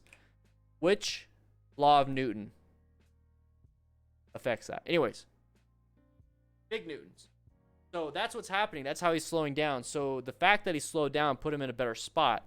What can we do that slows us down without having to pull in the clutch, rev bomb, and horn? What can we do that where we have more control, okay? More control of the bike while still slowing down. How you doing, Garrett McGriff? How are you doing? Woo! Also, by the way, guys, we have t-shirts. Self an official uniform. An official uniform right there in the chat. Relativity. What? I think the wrong scientist. The second one? Cool. I didn't even know. Thank you for letting me know, guys. Boom. Actually, I should ask. Alexa, what is Newton's law second?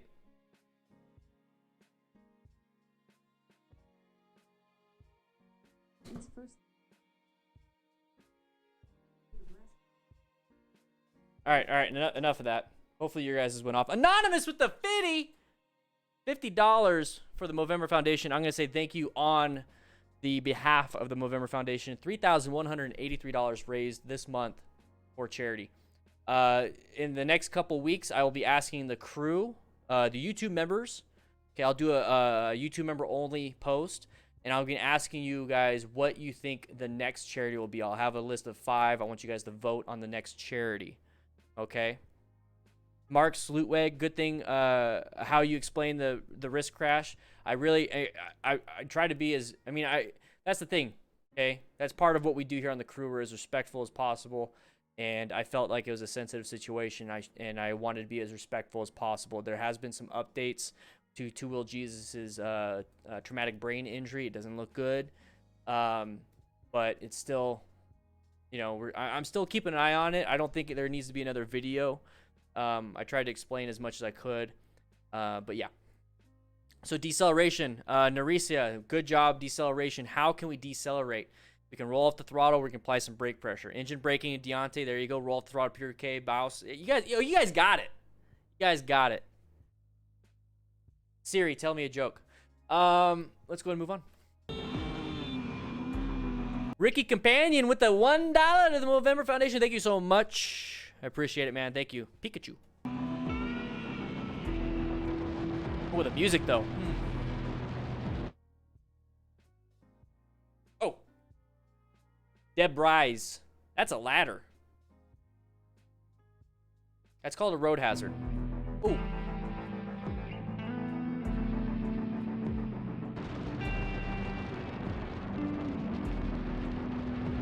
Same thing. Patterns.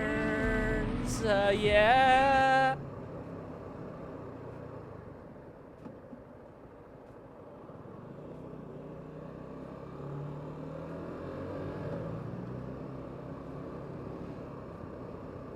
Okay, Google, do a barrel roll.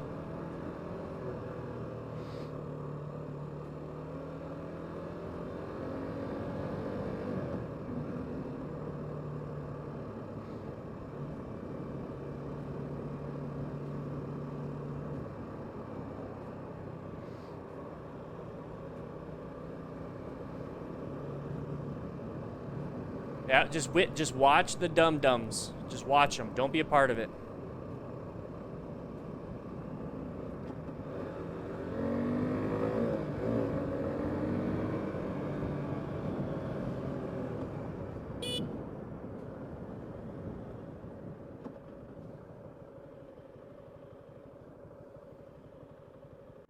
Okay. Alexa, what's the weather? We're moving on. Oh, what's my notification?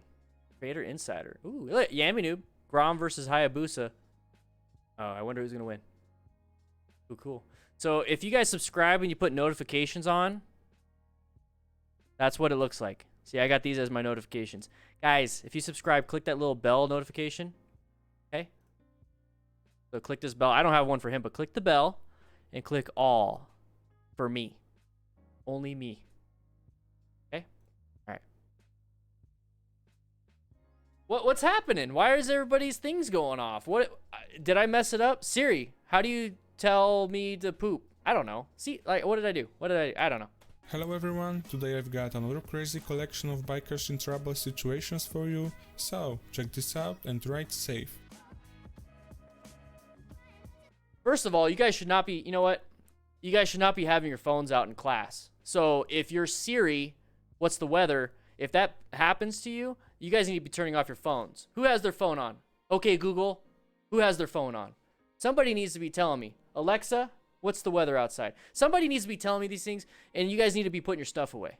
Okay, Justin Sicking, thank you for the donation for the Movember Foundation. Thank you so much. But put them away. Sign in, guys. Sign in to class. Get credit for today's class. Put your phones away. And I realize there's boobs on the screen. Let's go ahead and do that. And that way I don't get demonetized. All right, here we go. Garon Johnson. Hi, Dad. Hi.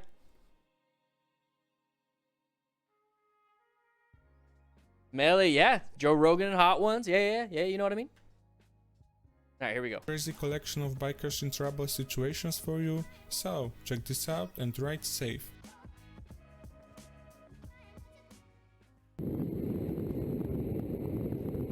A moment of inattention and the biker had no chance to react.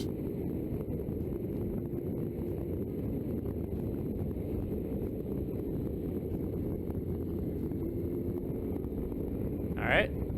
What's going on? Did I miss it? Whoa! You weren't paying attention, buddy. Woo!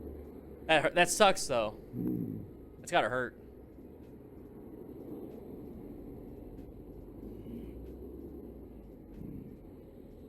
I don't know how to dance, though. John Michael, you pretend to be on a call. Don't get in trouble. I don't know how to dance. Ai, că trebuie să-mi iau aia.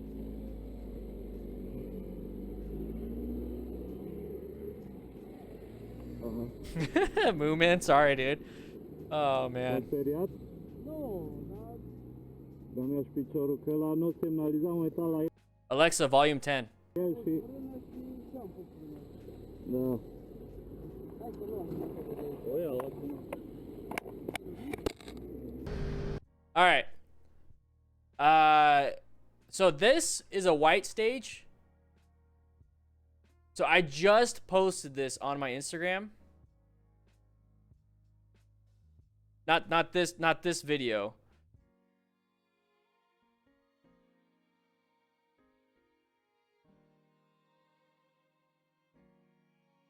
Let me go ahead and go to my page real quick. I just posted this. Okay. So this is a white stage. I said don't hang out in white stage. Okay. This is a white stage. Walker. So when I say you can practice your stages, and we're just going to let it play. When I say you can practice your stages while you're walking your dog, while you're driving your car, while you're taking a poo-poos, you know, if all of a sudden somebody's banging on the stall in public, you're definitely going in red or brown stage, you know what I mean? You could easily practice this out walking. So practice your stages. This right here is exactly what just happened to that motorcycle rider. Exactly. Okay? This guy probably is looking at another dog across the street, cheating on his dog. Very bad. I would not recommend. 2 out of 10. No good. So if you guys want to know, Instagram.com/DanDanTheFireman. There you go, baby. Woo! I might actually be doing giveaways on Twitter and my Instagram. So if you guys, and I'll be giveaways as in like stickers and stuff. So Instagram.com/DanDanTheFireman. Go follow me there too. All right. So let's go ahead and take a look at this. So when we're super concerned with something outside of the path of travel, you start having a problem. I didn't think about that, John Michael. What if he's blind and that's his guide dog? Maybe he needs to trade it in. Yeah, I would get a new model, after that. So right here, paying attention to something that's not important. Come on, we can't be doing that. So this was a white stage maneuver. We're not paying attention to what's pertinent. Okay, so this is a distraction. Yoink. Not much you can do in this situation outside of swerving to the right, but it's already kind of too late. This is why you need to have full gear in case something happens.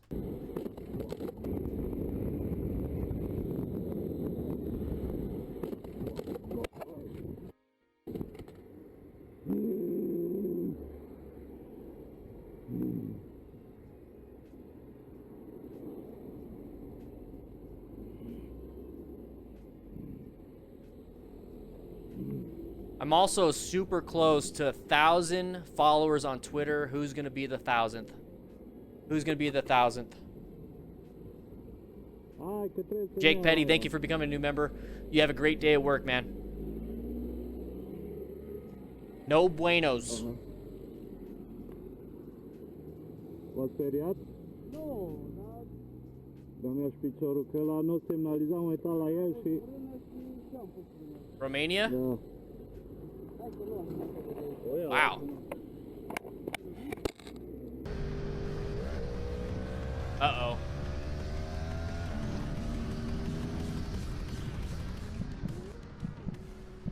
Yeah, exactly. Oh, he set himself up bad for this one. Low side.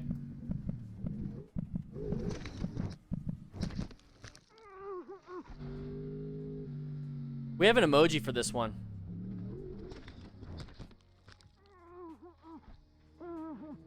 I'm waiting for my ride home to catch. We have an emoji for that one, guys. I'm gonna do a quick shout out for all those that have followed me just now. Michael Dudley, Dave Harris, Devers, Michael S. Thank you for following me on Twitter. Appreciate it. Appreciate it. Go ahead and move on. Up. We have an emoji for this one. Anybody seen this video before? Like this one before? We also have the big oof. We got the big oof. We got a bunch of emojis for this one, actually, now that I think about it. We got ego. We got the big oofs. We got the cringe face like Jesse just posted. Hey, Jesse, you got a pink beard. When did that happen? When did that happen? You got a pink beard, man. And then the rip. Yeah, we got a bunch of them. What about the Band-Aid one? Do we have a Band-Aid one? We got a bunch. Ooh, baby. So, is that Max Wrist? The BMW S1000RR. That's GoPro Fusion 360 camera off to the side like his typical stuff. That looks an awful lot like him, right? And this is slow R1 rider. Garrett McGriff, I ride an FTR 1200S. This is from Max Riffs, like 2 months ago? Okay. All right.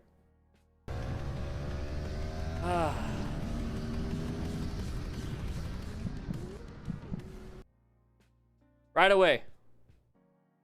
So he's already doing his own after-action review. He's doing his own after-action review. Kravok, Mitsunari, Sanada. Welcome. Thank you for following me on Twitter. We're at $3,200 for Movember Foundation. That's amazing. These posted signs, if you're a new rider, these posted signs are there for a reason. It's because the road is pretty much rated for that. They said that for the average driver, that 20 miles per hour is recommended for that sharp right, sharp left. Okay, think about that real quick. Okay, there's an amazing comedian. I don't know why it's his name is out of my brain right now. Maybe it's because of all the caffeine I have. An amazing comedian once said something about how think about the average American and realize how dumb. I'm butchering it. The average American and realize that there's shit. I ruined it. I gotta look it up now. I gotta look it up. Carlin. George Carlin. Average American joke. Let me just. I screwed that up. All right.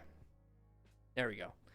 Think of how stupid the average person is and realize half of them are stupider than that. Okay? Think about that. Think about that for a second. The average American, think of how stupid the average American is and realize half of them are stupider than that. Okay? Think of the average driver. Think of the average driver. Because this is meant for the average driver. And think about how many times somebody's crashed because they weren't paying attention. Or doing what it was supposed to be doing. So a lot of these people that drive and ride like this, they think they're better than the average rider or driver. Yeah, swear jar. Sorry. I'll just put a couple in there. Oh, I dropped one. That one missed. There we go. So think of the average rider. They think they can handle this, but realize that half of them are not. They're below average. Okay? So, yeah, and they all vote. So, let's just follow the signs, even if we think we're better than that, because who knows? We might not be the average. You know what I mean? That's what I was trying to get at. Long story short, pay attention to the signage. Don't go 81 in a 20 recommended. It's there for a reason.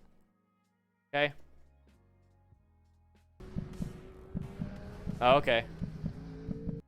He's a pretty bad rider. So Ego, Nico Para. Do I have to roll the R's, Nico, for you?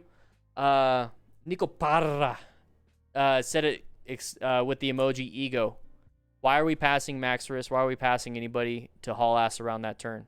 We did not set ourselves up for this turn. We did not do a good job on this turn because we decided to accelerate 80 plus miles per hour. Dunning-Kruger effect, exactly. So that's the problem here.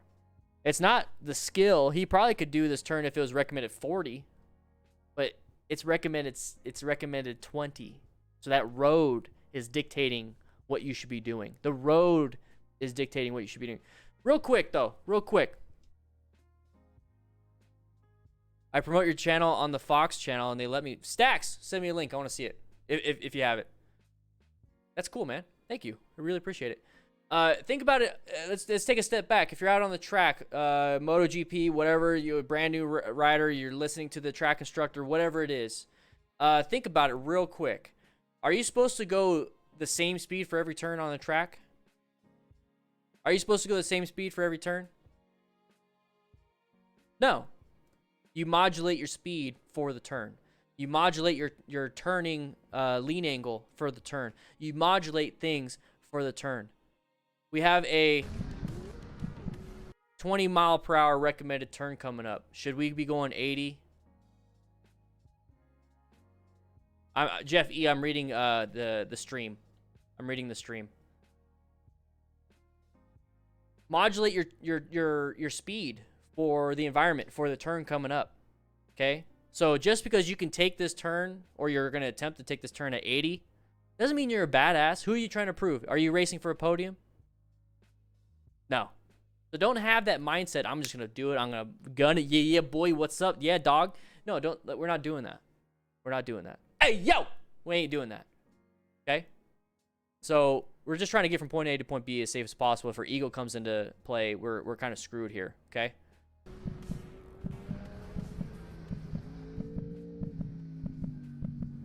Joshua, I'm glad you're here.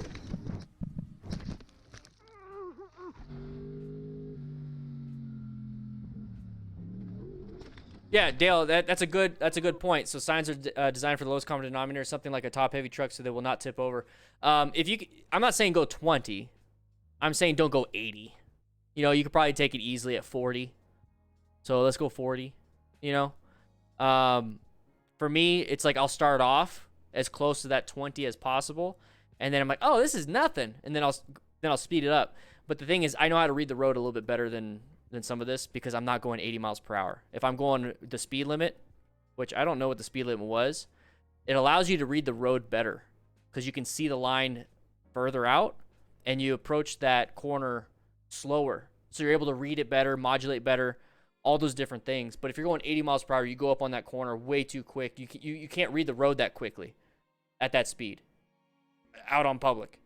I mean, when you go to a track, you pretty much, you know what the track is. You know what, oh, turn 3 is this, turn 6 is that. You kind of know what you're doing, but you're not doing that for here.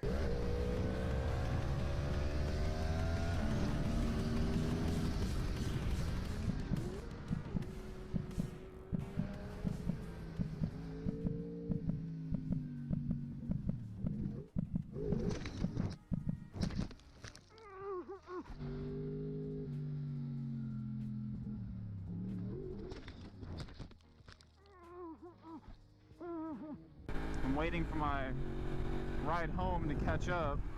I wasn't even going fast at all. Red light, red light, red light, red light, red light, red light, red light. He's locking up.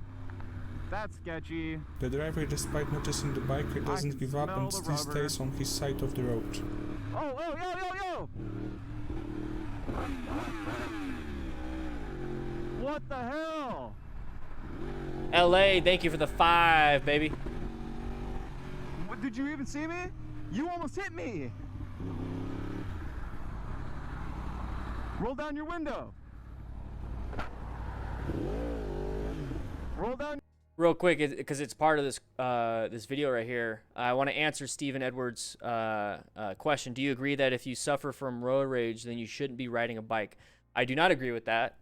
I do agree that it's going to be a dangerous situation. I think this is where you're getting at. I'm going to go ahead and think about it a little bit more.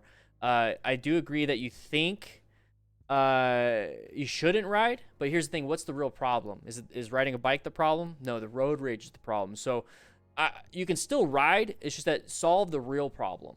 Okay? If you're like, man, I got road rage, I'm never gonna drive or ride. Well, that's not solving the problem. You still have road rage. You still have some form of rage. So you need to fix the road rage. You need to fix why you're having road rage. You need to fix all those different things, and then you can enjoy riding. You can enjoy driving. You can enjoy things if you just fix the emotion that you have. And that's something that I've had to do with my own mental illness, with depression, anxieties, that I've had to realize what it is that I needed to modulate, what it is I need to fix.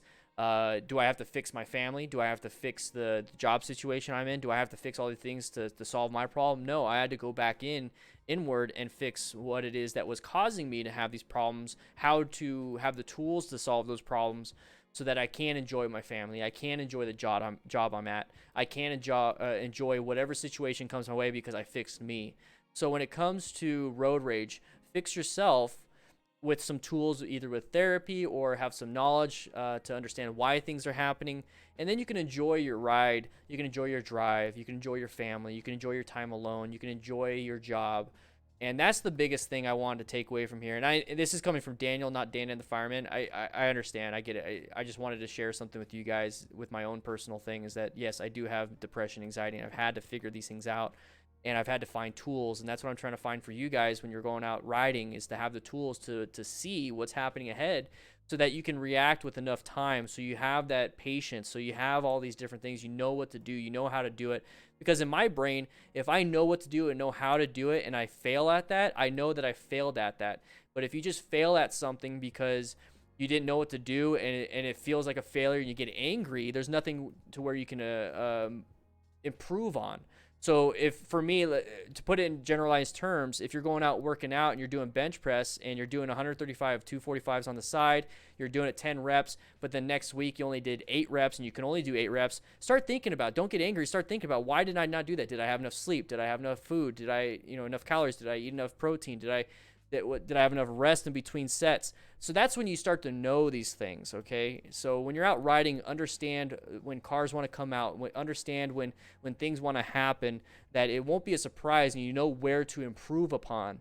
And that right there is honestly what we're doing. We're raising money. So Ben Glivens, thank you for donating $5 to the Movember Foundation, because the Movember Foundation does talk about men's depression, anxieties, any type of mental illness, and then on top of the actual physical stuff right there. So now let's get back into Dan the Fireman here. Let's go ahead and finish up the rest of the stream. We got 20 more minutes left. If you'd like to join, you like what I do, please become a member. Think about it. It's $2 a month. It helps out the channel. I do these streams Tuesdays, Wednesdays, and Thursdays for 2 hours for free every time. Members don't get their own special stream yet. Once we get enough, maybe. So it's all free for you guys, and I want to impart the knowledge that I am learning, so I'm constantly out there learning. And the memberships, they do pay for any future classes. They do pay for future designs of stuff. It allows me to do better and better and better. So if you want to, it's $2. $2 really does help out. That's sketchy. The driver just... So when we talked about patterns earlier, we have our lane moving. His lane is not moving. Understand that this person might want to switch into our lane.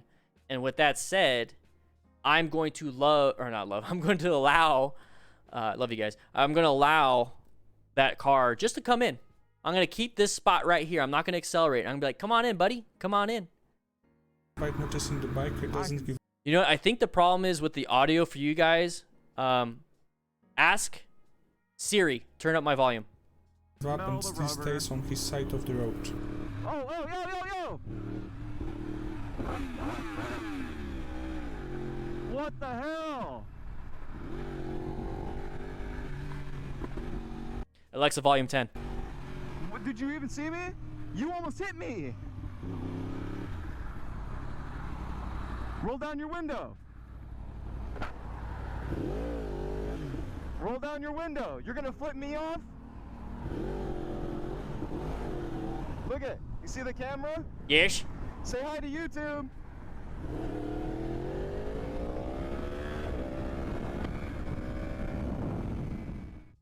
Having encountered drivers who intentionally drive when there is a red light, the biker finally had enough and decided to punish one such driver. Don't punish.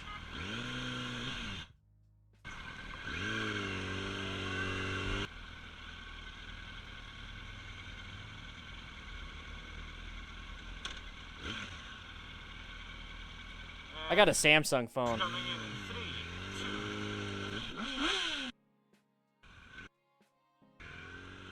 I think he's looking for things to flip his lid off or whatever. I got a rock form phone case on my Samsung, baby. iOS. iOS doesn't even have player and player for YouTube yet. What a bunch of losers. Anyways, use code DanDan25 for a rock form out.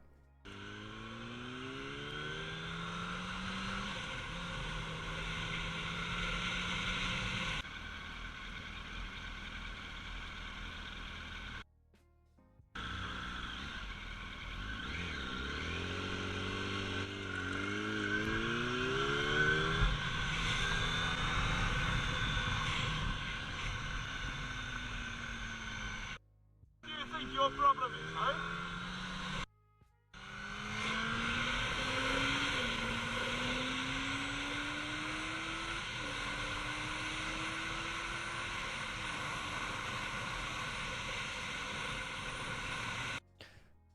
'82 Tony PR. Yes, I have. Yes, I have. I've actually looked at some of my older videos where people, like, I use their video and I click it and I'm like, oh, they deleted the video.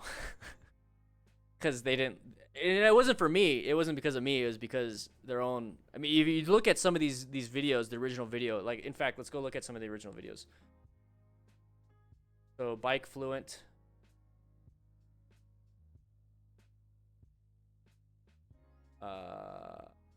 Drivers.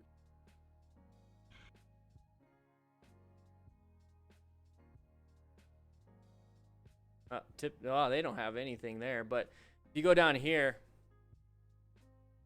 into the main one, they're usually like, if you don't know the road, slow down. You know, you start getting these comments.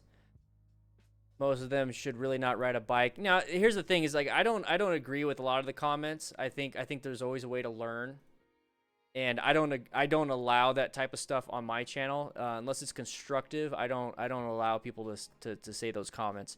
The thing is, we're trying to learn on this channel, but yeah, I've seen that. It's crazy. It's crazy.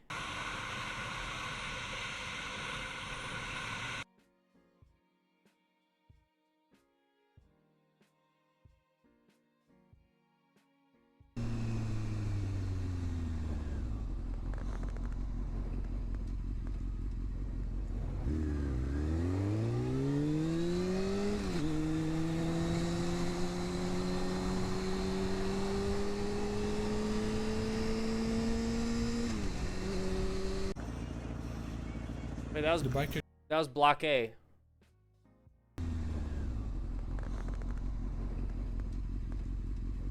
See how he reacts.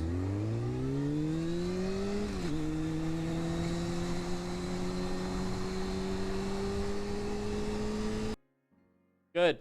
Thank you, Block A, for still doing the good stuff.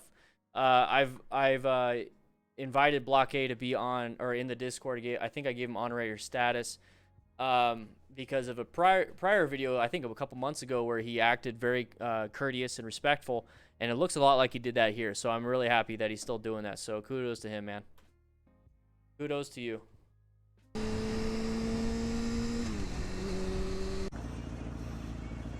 The biker could not understand the recklessness of the driver and decided to react sharply.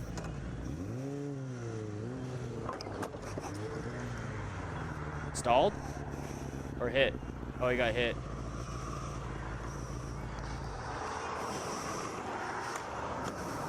Okay. No, no, dude! No, sorry. You kidding me, dude? No, I don't get you sorry or not.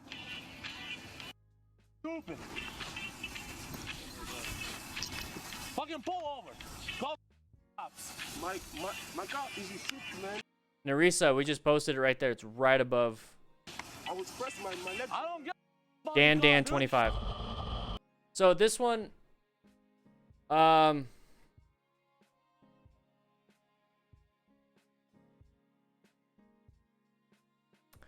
a mistake. It can be bad for us, but here's the thing. Once you realize it's not a severe incident, just kind of move on, right? Do what you're supposed to do. Get the insurance, take care of it. Decided to react sharply.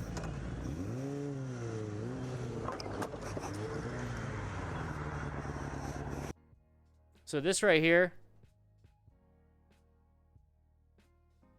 he's saying sorry. He's saying sorry. He's like, ah, shit. He's saying sorry.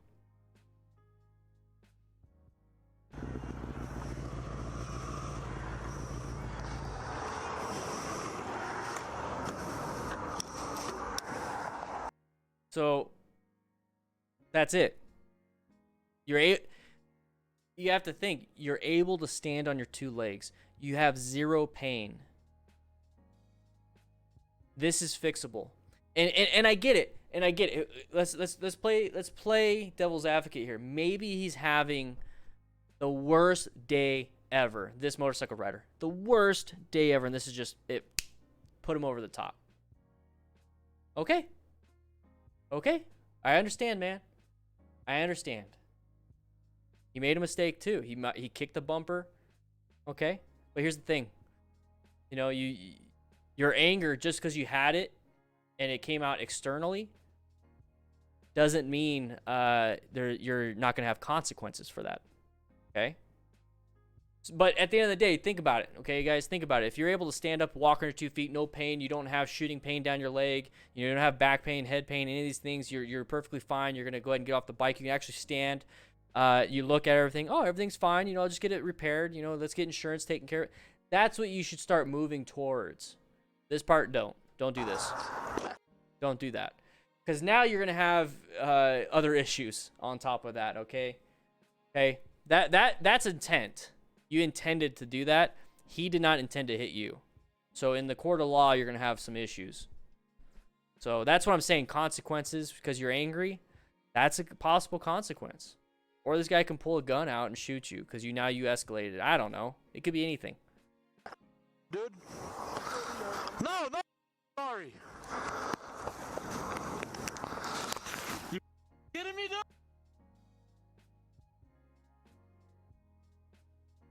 Slow R1 rider? Come on, man. Really? You should make your own videos. Riding, not talk. Dude, all right, cool. All right. End of story for that one. No, I don't get you sorry or not. Stupid. Fucking pull over. Call cops. My car is shit, man. I was pressing my leg. I don't get about your car, dude.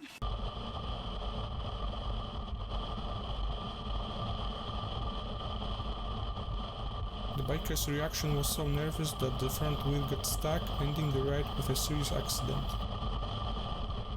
Oh, what happened there, guys?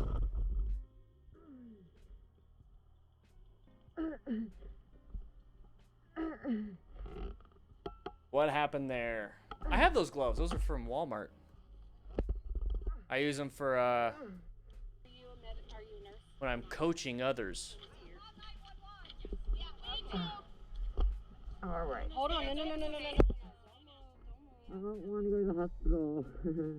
I know, but would you rather lay in here and ride your motorcycle with broken bones? I don't have any broken bones. I'm an EMT. Oh, you are? Okay. Yeah. Okay. Oh, where's your badge? Right there. Oh, okay. Yes, I said, Panic break. a motorcycle accident. I work in the medical field. Okay. Hey, buddy. I'm alright. Okay, I'm just gonna put this in the dome. Okay. Are you having any pain back in here? No, I just need to get up. Okay.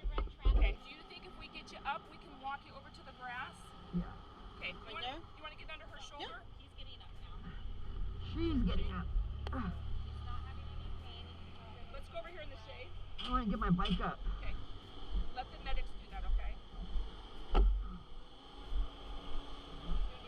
I just don't want the gas to leak out of it.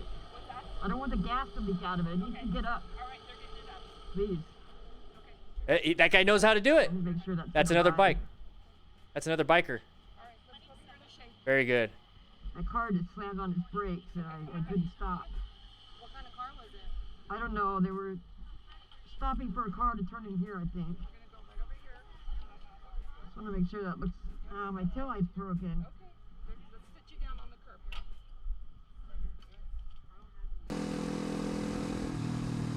All right, so everyone's saying panic braking. That's exactly it. A little bit too much front brake when there's not enough weight loaded on that front tire, causing it to slip out, okay?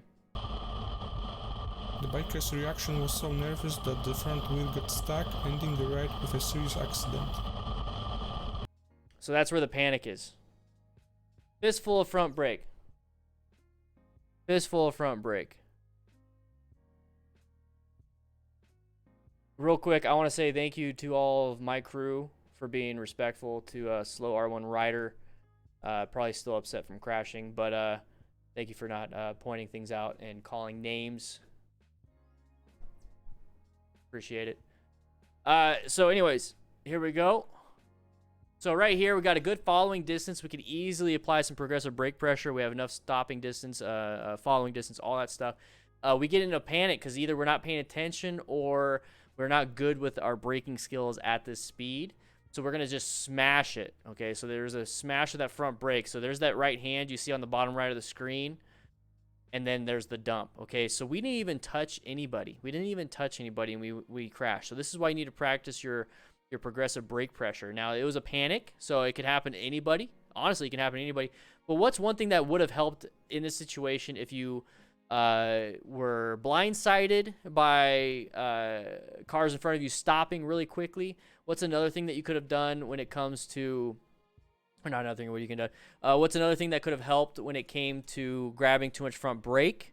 I mean, you got all these different possibilities. Basically, what I'm trying to get at, is ABS. So if you don't have the necessary skill when it comes to progressive brake pressure, or you get caught out like this because your situational skills are not there yet, I want to have that safety net of ABS. So ABS would modulate those brakes. You're going to get a small skid release, small skid release, small skid release, and it's going to slow you down. Was that the video of the upset dude slow on our rider? The slow one, our rider, I think we already passed. We're kind of over. Oh. So everyone say hi to slow one, our rider. This was him. Going 80 and a recommended 20. So there was that. With a serious accident. So that right there, panic braking. So practice your progressive brake pressure so that this won't happen. Also realize applying a lot of brake pressure is not always the best option. You could have swerved.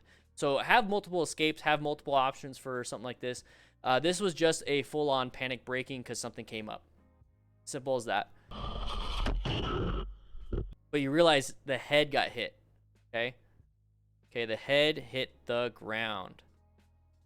Boom, right there. So let's go back a little bit more so we can actually watch it in real time. Hear the impact. This is why you need to wear a helmet also. Boom. Head impact. Wear a helmet, guys. You can get a traumatic brain injury like two-wheel Jesus. And wear appropriate gloves. These ones are from Walmart. I know that because I bought them for when I trained students, so my hands are visible. Those are not motorcycle-specific gloves. I like the fact that everybody was here to help. Everybody's here to help. So this part of being a smart rider is rescuing other riders. So this is really good. And then I pointed out for the person that lifted the bike, they had good form.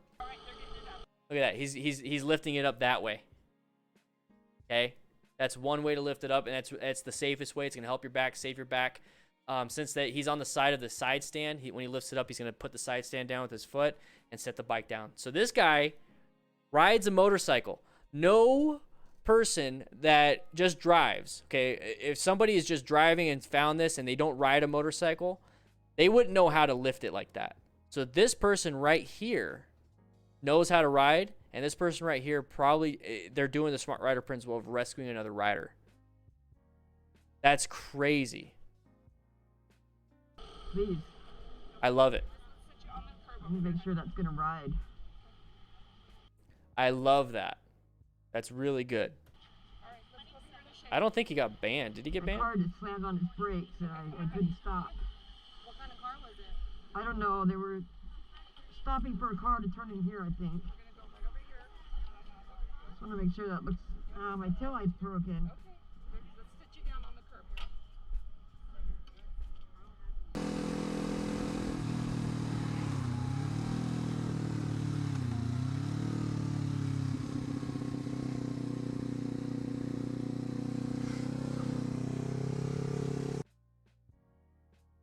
No, slow to get banned.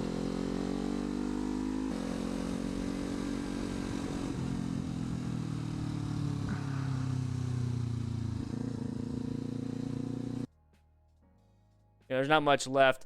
Guys, we were talking about, hey, Britt, welcome, baby. Woo! Welcome to the crew. Welcome. I was about to say, if you want to join the crew, let's join the crew because we're going to head into my office. All right, we're getting close to the end of the stream. I would like everyone else that is not a member, thank you so much for being a part of the stream. We're going to do members only chitty chat right here. So if you are a member, rookies, go ahead and take everyone else that is not a member out to their car, out to their everything. Members, come take a seat. Rookies, when you come back, crisscross applesauce. Crew members, kick them out of the way if you want a better seat because you could do that. You have seniority on them. All right. I'm back. All right. So, go ahead and talk real quick a little bit more.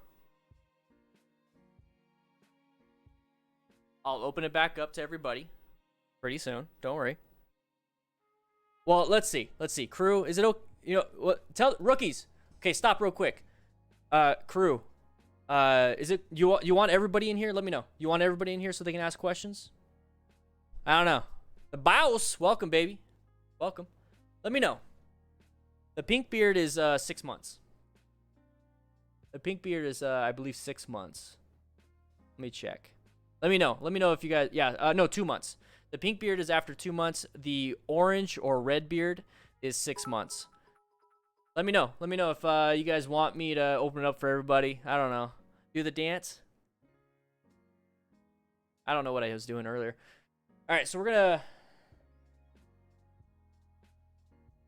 gonna talk a little bit more about the beginner bike. So, guys, this is one of the perks that I like to give. Yes to what? Members only. What do you guys want, man? This is one of your perks, guys. This is one of your perks. Charlie's Riding Adventures. Every time you comment, I think it's my wife, Nikki's Adventures. Ugh. You know what? You're right, because you know what? There's a lot of the Max fam in here that aren't members. I'll open it up at the beginning. I'll let them chitty chat. Jeff E, welcome. I'll let them answer or ask some questions, and I'll move on to just members only to ask questions. Okay, I'll do a little bit extra. I'll do a little bit extra today. How about that? I'll just do that. So a little bit extra. I'll throw it in. Members only chat is off, so you guys can come back in. Rookies, get them back in. Get them back in. Yeah, but they have to stand. Yeah, no. They have to stand up in the back. Yeah. Rookies can sit up front. Senior crew members can sit in the chairs. Legends can come sit right here. I'm just kidding. Legends, you bring the recliners from the lounge, bring them in here. Have the rookies do it. Yay! But everybody else has to stand at the back. Okay? We get the carpet. They have to stand. Here we go. Here we go. All right, let's move up. Oh, Sierra Nicole. Been watching for at least a year. Finally got my first bike 2 weeks ago. 2020 Iron 83. Thank you for making me feel confident in my journey ahead. Yeah, boy! Thank you for the super chat. I really do appreciate it. Thank you. Oh, shit. I broke that. Oh, swear jar. Okay, let's answer some questions here. Let's answer some questions.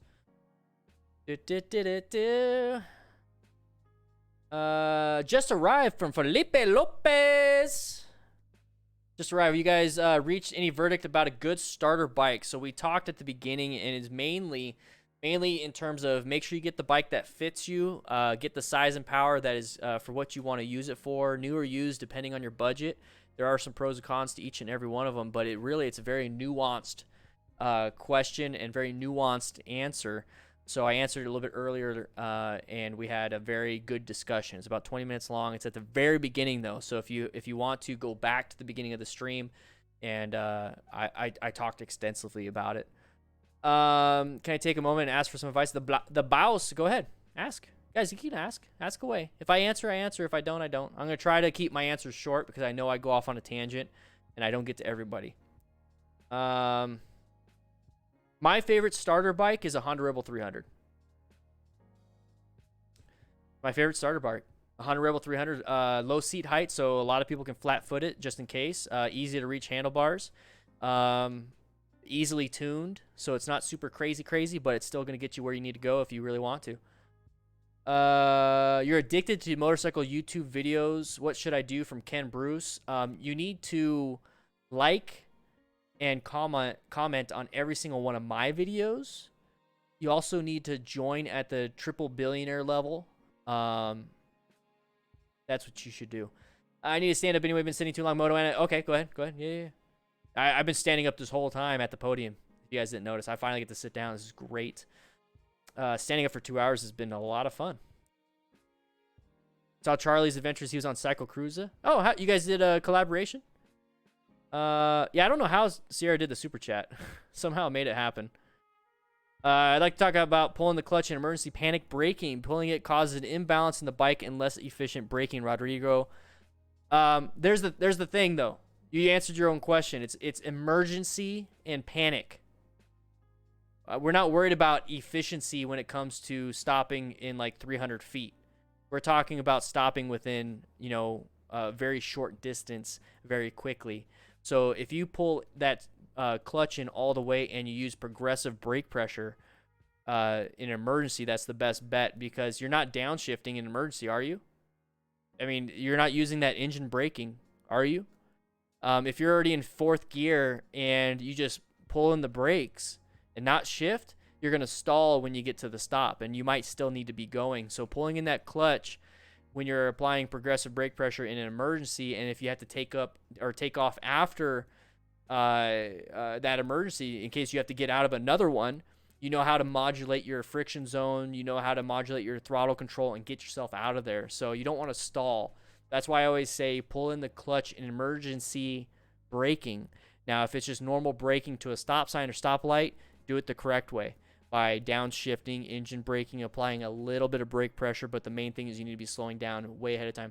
I ran into Cycle Cruiser while out and about. He plugged my channel, reminded me of when you rode with the noob. Yeah, that's cool, man. That's awesome. Mark Slutweg, how long can Two-Wheel Jesus stay in a coma? I don't know. I'm not part of that. I'm not his doctor. I just know that it's a bad traumatic brain injury, and I don't have any information. Hey, Dan, did you have a motorcycle accident yourself? From Jan Dubeck. I've crashed into a bush off-road, and that's pretty much it. No, I have not. I've had a few close calls, but my close calls have been super minimized with the situational awareness training that I've gotten and my focus on situational awareness training. It's allowed me to minimize or almost eliminate. I'm not going to say eliminate because there's always that 99.9% chance of not hitting something, but there's that 0.01 or whatever, 0.1 that you can hit. So it has minimized a lot by seeing these patterns, and that's why I'm trying to share with you guys, okay?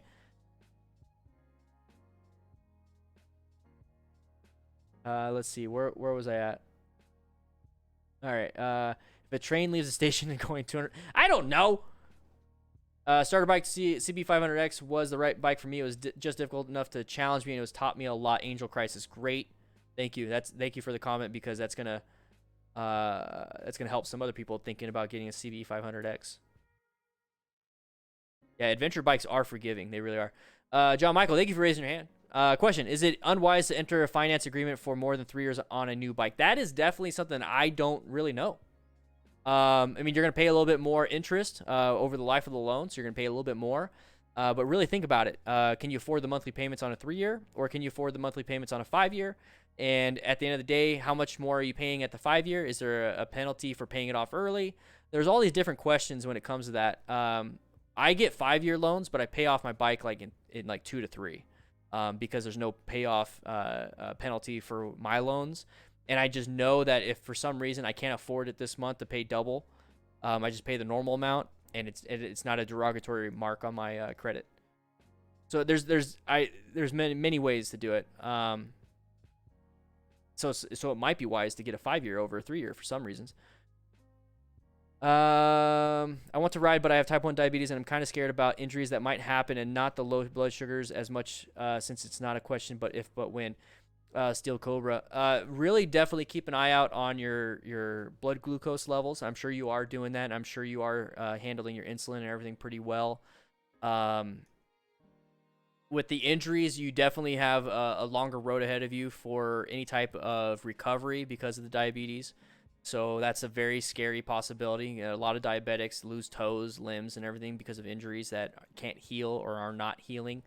So my thoughts on that, since you are 27 years old and you want to have a longer life and you do have diabetes, you're going to have to try your best to minimize the effects of diabetes by getting in the best shape of your life, because it depends on it. So working out, getting in good shape, eating right, keeping control of your diabetes, wearing full gear when you're out riding, maybe stick to something a little bit safer, maybe don't ride. But stick to the safe aspect of being situationally aware. Don't go crazy. Don't do stunting. Don't do things that are going to put you in a bigger risk. That's the best thing I can do. I don't know your exact situation. I don't know too much about your level of diabetes and everything like that. Starting FC 250, FC 25. Always, or probably 250. Thinking of R6. Go ahead and try it. Go ahead. I mean, if it's fitting you well, stay with it. There's no rush. Been riding R3 for about a year. When do you know to upgrade to a bigger CC bike? I treat it a lot like when I'm camping and I got a lot of firewood. I'm like, I'm good. No. When I feel like I'm good, that means I need to go get 2 to 3 times more wood. So when you feel comfortable on the R3 and you're like, I'm ready to move up, give it like another year. But the next year that you're doing it, take classes with that bike. Go out there and take intermediate, advanced classes, even beginner classes if you want on that bike, and you're going to have a new appreciation for that small bike, and you're going to fall more in love with that bike. And then you're probably not going to want to get rid of it after that. Or you're going to probably be like, screw this bike sucks. I want to get a bigger bike. So I would go out and take more classes with that. Give it another year, but take the class. Any tips on how to grow a beard? High levels of testosterone. But when you have high levels of testosterone, you're going to get male pattern baldness. So there's a trade-off. The boss. I lost my best friend a few days ago when we were riding around in the morning, was hit by a drunk red light runner. What are some coping methods to come to terms with it? That's a heavy one, man. First off, sorry for your loss, man. I don't know the full extent. Hopefully you didn't see it. Hopefully you're doing okay. You're going to go through the 5 stages of grief. I don't know what stage you're in, but you're going to bounce around. So it's not linear. You're not going to be all of a sudden denial, anger, bargaining, acceptance, and I forgot one of them already. It's going to bounce around. So you might start off with denial. You might go to anger. You might go to bargaining, which is like, why couldn't it have been me? You're going to bounce around that. Time is going to be the best coping mechanism. And if you're struggling to where it's starting to have a negative consequence to your life, therapy is going to be something helpful. And when you go into therapy, it's not going to be something that is going to be the rest of your life. Okay? It's like getting a personal trainer at the gym. It's going to get you started, and then you're off on your own after that, keeping yourself healthy. So when you go to a therapist, you're going to get some good tools to cope with it. And then when you feel good and feel like you can graduate out of therapy and be on your own again, you have new tools. You know how to handle the next one if it happens. Hopefully it doesn't. but you're going to have better tools, and you'll be able to help out not just yourself, but maybe others that don't have those tools. In the meantime, right now, please join the Discord. We do have a mental health section. That's why I created the Discord, was for the mental health section.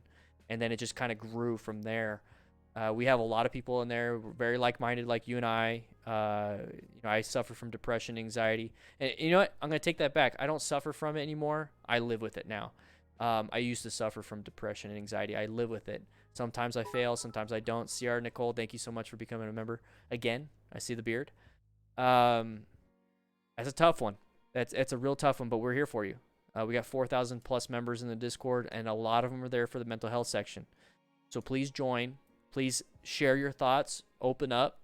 And you're not going to be laughed at. You're not going to be talked down to. You're not going to be told stupid answers like, just get over it. You're going to be listened to. Okay? I wanted to spend a little more time on that one, dude. So I'm very thank you for Here's the thing. I want everybody to say, do a bike wave in the chat if you can. Thank you for opening up about that in a public space.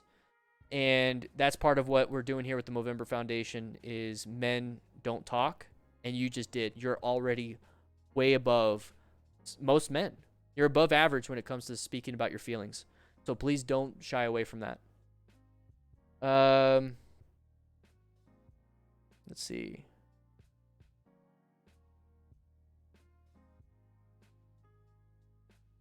Rebel 300 versus 500. I live on hilly and twisties, topping out at 65 in my car. Hardly any highway time, mostly commuting and cruising. Would either be okay? Yes, either would be okay. I think you'd be topping out your Rebel 300 at 65. On my Rebel 500, I was comfortable at 90 at one time. I tested it out. So 75 would be easy on the Rebel 500. Hills would be a lot better for the 500s. I think you might want to go, when I think about it, you might want to go for the 500. It's not much more. Get the one with ABS. Scooby, Sean from Bikes and Beards. That'd be cool, man. We got bikes, we got beards, baby. Woo! My first street bike is a Suzuki VL 800 2003. Good height for me. 5'6", 32 inseam. Certainly planning on lots of parking. Hey, we're about the same, man. That's cool. Whoa. Everything got, one sec. Sorry, guys. Everything got, I spent a little time on that one. I have to catch up. Gotta catch up.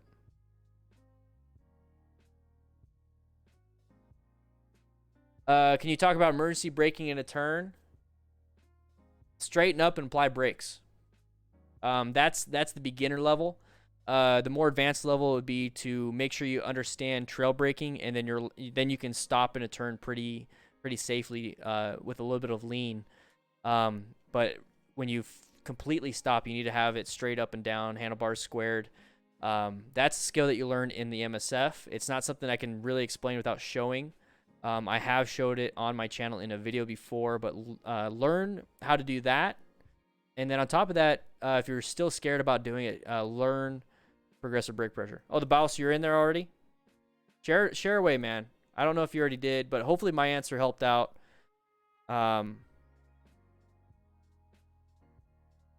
Yeah. Sorry, dude. I don't know what else to say other than, fuck, that sucks. And I'm not going to put anything in the swear jar for that one. There's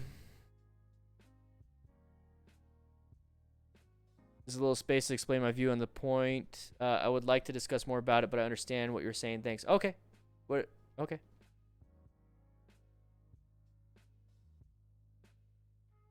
Surge, upgrading from KTM Duke 125 to Honda CB 650F too big? Or that's reasonable, dude. If you have 3 years experience, 30,000 kilometers in the saddle, dude, you could do it. Just realize the transition from that bike to the other bike, throttle control, everything's gonna be the same. Friction zone might be a little bit different. All these different, the mechanics of it's gonna be the same. Just find the new friction zone, find the new space for the throttle, find your braking, find all that stuff, and then kind of get back into it.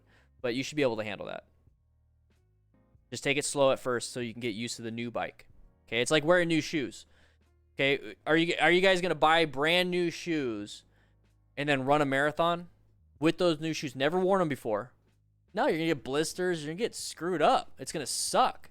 So what you need to do is jog a few times, walk a few times in the new shoes, break them in a little bit, and then get going. Treat that like your new bike. Treat it like your new bike. You know, just kind of break it in, just kind of get used to it, do easy stuff for a little bit, get the feel for it, and then take it on that marathon.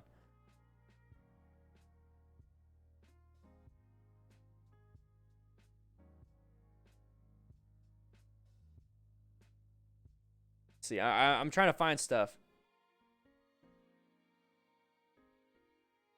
Applied for local fire department last year, came in about 300th out of 900-ish. Yeah, I've been there before. Each job I've landed, I was like top 10 out of like, the first one was top 10 out of 300, and then top 10 out of like 500. It's so hard to get a career firefighting job.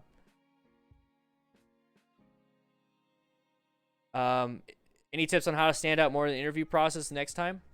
Learn about the department's core values. Learn about the department, how many, everything. Learn about how many stations there are, what kind of fire trucks they have. But the big thing is, what they like to hear is that you are there to serve, you're there for the community, and you're willing to learn new things when they come. And without saying you have your ego in check, basically say that. They want somebody that is moldable to the department, that share their core values. Anything from there is they're going to train you how to do everything else. They want somebody that will mold, is malleable, it has that learner's mind, and understands and coincides with the core values. That's why I do my own smart rider principles. Those are my values. Those are the principles I live by when it comes to being a rider. I have my own personal motto, non-CB said omnibus, not for oneself but for all, and I live for that, and so do firefighters. So if you're there to let them know if you're there to serve.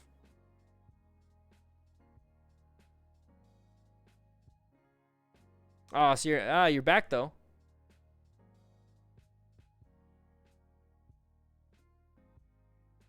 There we go. Rennie Gisanis, hopefully I said that right. Just got my first bike 2 weeks ago, and this channel has helped me with my situation awareness training a ton. And I've 10,000% noticed a difference in my ride. To keep up the good work. Thank you. Appreciate it. Britt just said, love the naked.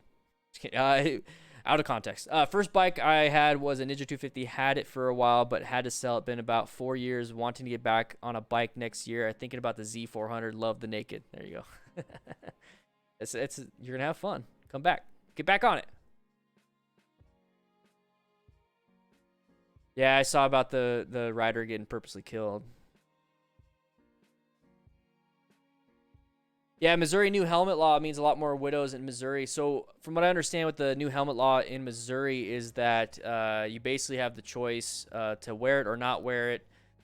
Is it before or after 26? You have to be...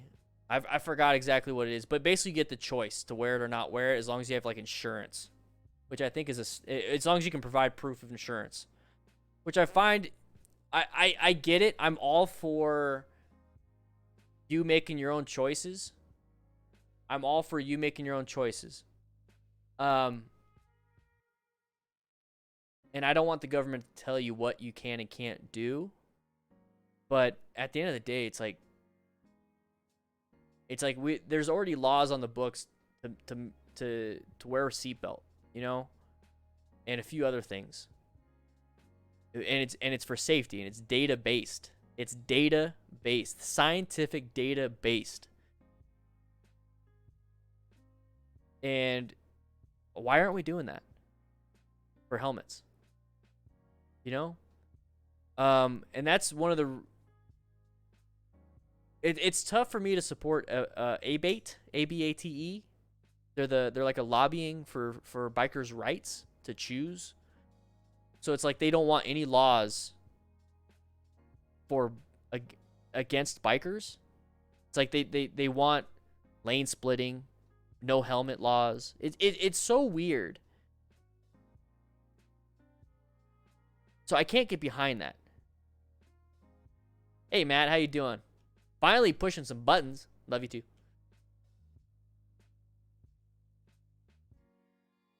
I think you just wear a helmet. You know, just wear a helmet. If you're in Missouri, just wear a helmet. Don't fall for the, like, I don't have to because I'm 24 and I have insurance or whatever. It's just like, don't. Yeah, same thing for Arizona in probability drive. Only requirement in Illinois is glasses, like eye protection. Yeah, same thing in Arizona. I could be completely naked and wear glasses, but not get cited for not wearing protective gear. Weird. I'll get cited for being naked. Only requirement in hi from Russia. Oh, hi. How you doing?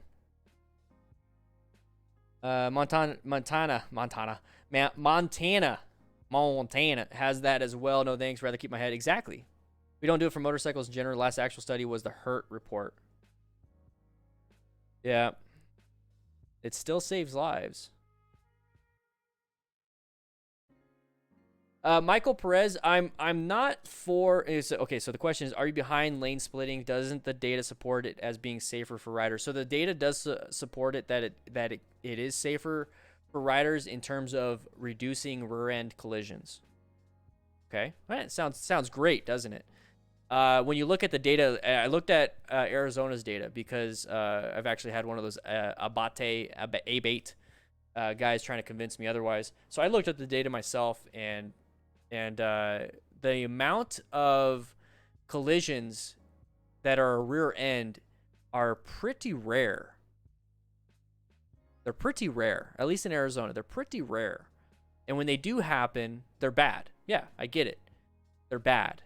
Most motorcycle crashes involve the rider not colliding with something, so panic braking. It's a one vehicle accident. And then on top of that, the other is we strike a vehicle. We strike a vehicle. So it's really us causing a lot of our own accidents. Now, left turners and intersections, that is a problem, but lane splitting doesn't solve that. Cornering, lane splitting does not solve that. So what does lane splitting solve? Lane splitting solves rear end collisions. It also, what I stand behind, is that it reduces congestion. So a lot of riders that I'm starting to see that promote lane filtering, lane splitting, they just want to get into the front. They never really think about, it was a purge, don't worry about it. Nobody really thinks, oh, I'm going to get rear-ended. That's like the argument. For me, to get car drivers on my side when it comes to lane filtering or lane splitting, I want to approach it from a standpoint, it's going to help everybody. It's going to reduce congestion. It's going to allow traffic to flow better. That's where I come into play. I want the option. So I will get behind lane filtering and lane splitting because I just want the option. It doesn't mean I'm going to lane split and lane filter every single time. It means I get the option. If I feel unsafe where I'm at, I have no problem waiting in line. I got the patience for it. Even in Arizona heat. If I'm waiting in line and I don't feel safe, I want the option to lane filter to the front or lane filter a couple spaces in front so I'm secure in my position from getting rear-ended. I want the option. Just like if it's green doesn't mean you go. Just because you can lane filter doesn't mean you should. So I want the option. Now that's kind of where some people say, you know, well, I want the option to wear a helmet or not. Okay, cool. I'm all for that. But just because the law says you need to wear a helmet and you choose, I'm not going to do it because the government said so. Why are you not wearing a helmet? Is it because the government said you had to, or is it because it's safe to do so, or is it because of actual reasons, scientific reasons?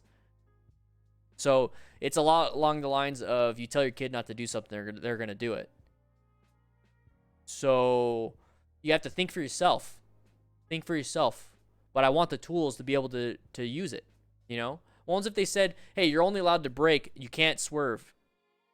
What the hell? I want both options. Right? It's kind of that concept. Let me have the options. Let me choose for myself. And then I'm going to learn what's the best option. What's the best thing for me to do?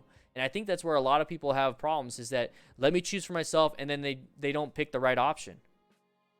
based off of science, based off of thought. That's kind of where I'm at. That's where I'm at with that. It's very nuanced, guys. You have to realize, like, my answers to your questions are not going to be straightforward, black and white, because I want you to think for yourselves. I'm thinking for myself. I'm thinking ins and outs, pros and cons, lane splitting, wearing a helmet, wearing gear. And I'm going to tell you right now, there's too many pros to wear helmets and gear. Too many cons, negative consequences, and there's so many positive consequences.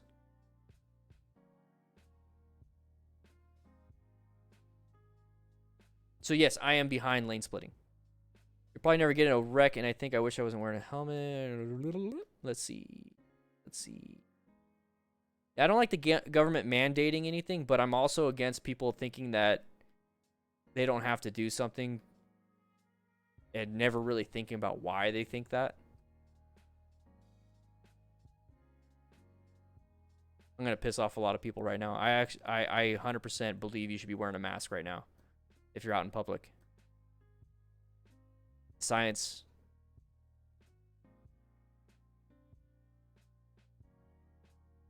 But you get the choice. You choose whether you want to or not. And I'm going to have to live with the repercussions of other people not doing it. That's it. I'm not going to yell at people. I'm not going to stab anybody like we just saw this week. I'm not going to yell at you to wear a mask.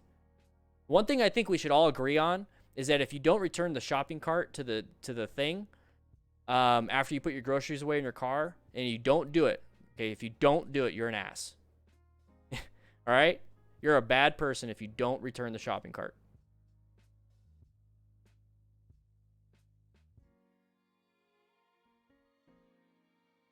That's right, Benjami. Benjami. Damn it. Hopefully I said it right. Literally the best. Oh, one sec. I got it. Literally the best you. One sec. I'm going to start again.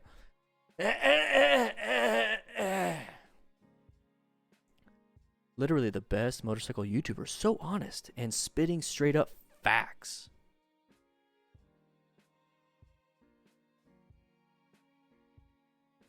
Yeah. Being a libertarian does not mean you're some idiot contrarian. I choose to wear all the gear, but the state doesn't force me to. I just do it because I feel like... Yeah, Mr. White, exactly, dude. That's quote of the day. Quote of the day right there. I 100% agree with you. So I see a lot of people saying that they're libertarians. I see a lot of people saying, like, certain things.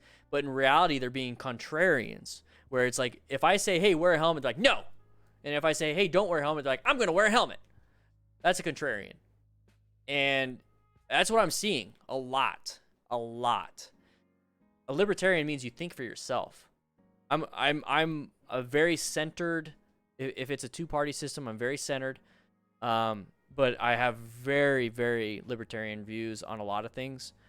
I'm an individual person. You know, does that, if I think that, you know, if pro-choice, pro-life, all that stuff, if I think that, it's like, why do I have to be Republican, Democrat? Why can't I just think for myself? Not fits for society. Nice, Tommy. See, you're extra good. You're extra good. Benjamin. Okay. See, I was trying to pronounce like Benjami. What's up, Benjami? Like, it's Benjamin. Yeah, you missed a letter in your name. All right, guys. It's 30 minutes after the typical stream. I just wanted to have a fun time with you guys. We might just make this fit in. So here's the thing. Here's the thing, guys.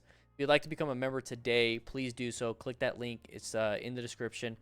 Tomorrow's video is going to go up. Obviously, I'm not going to share the link with you because then it's private right now. But if you would like to support the channel, please do so by clicking that link, ddfmcrew.com/YouTube member. You see how Tommy M has that beard. You see John Michael having the beard, and it's green. You get a lot of cool emojis for it.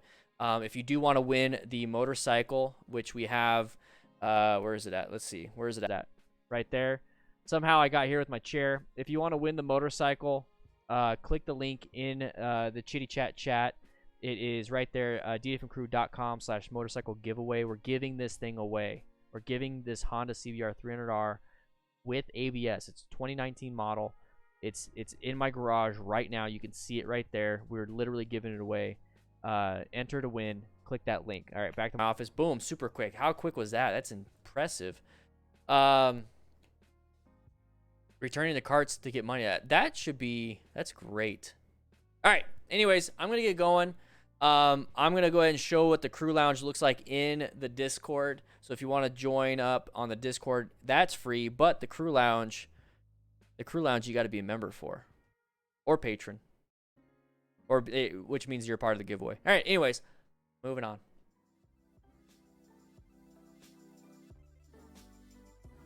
This is live. This is the crew lounge. If you're in the crew lounge, come say hi.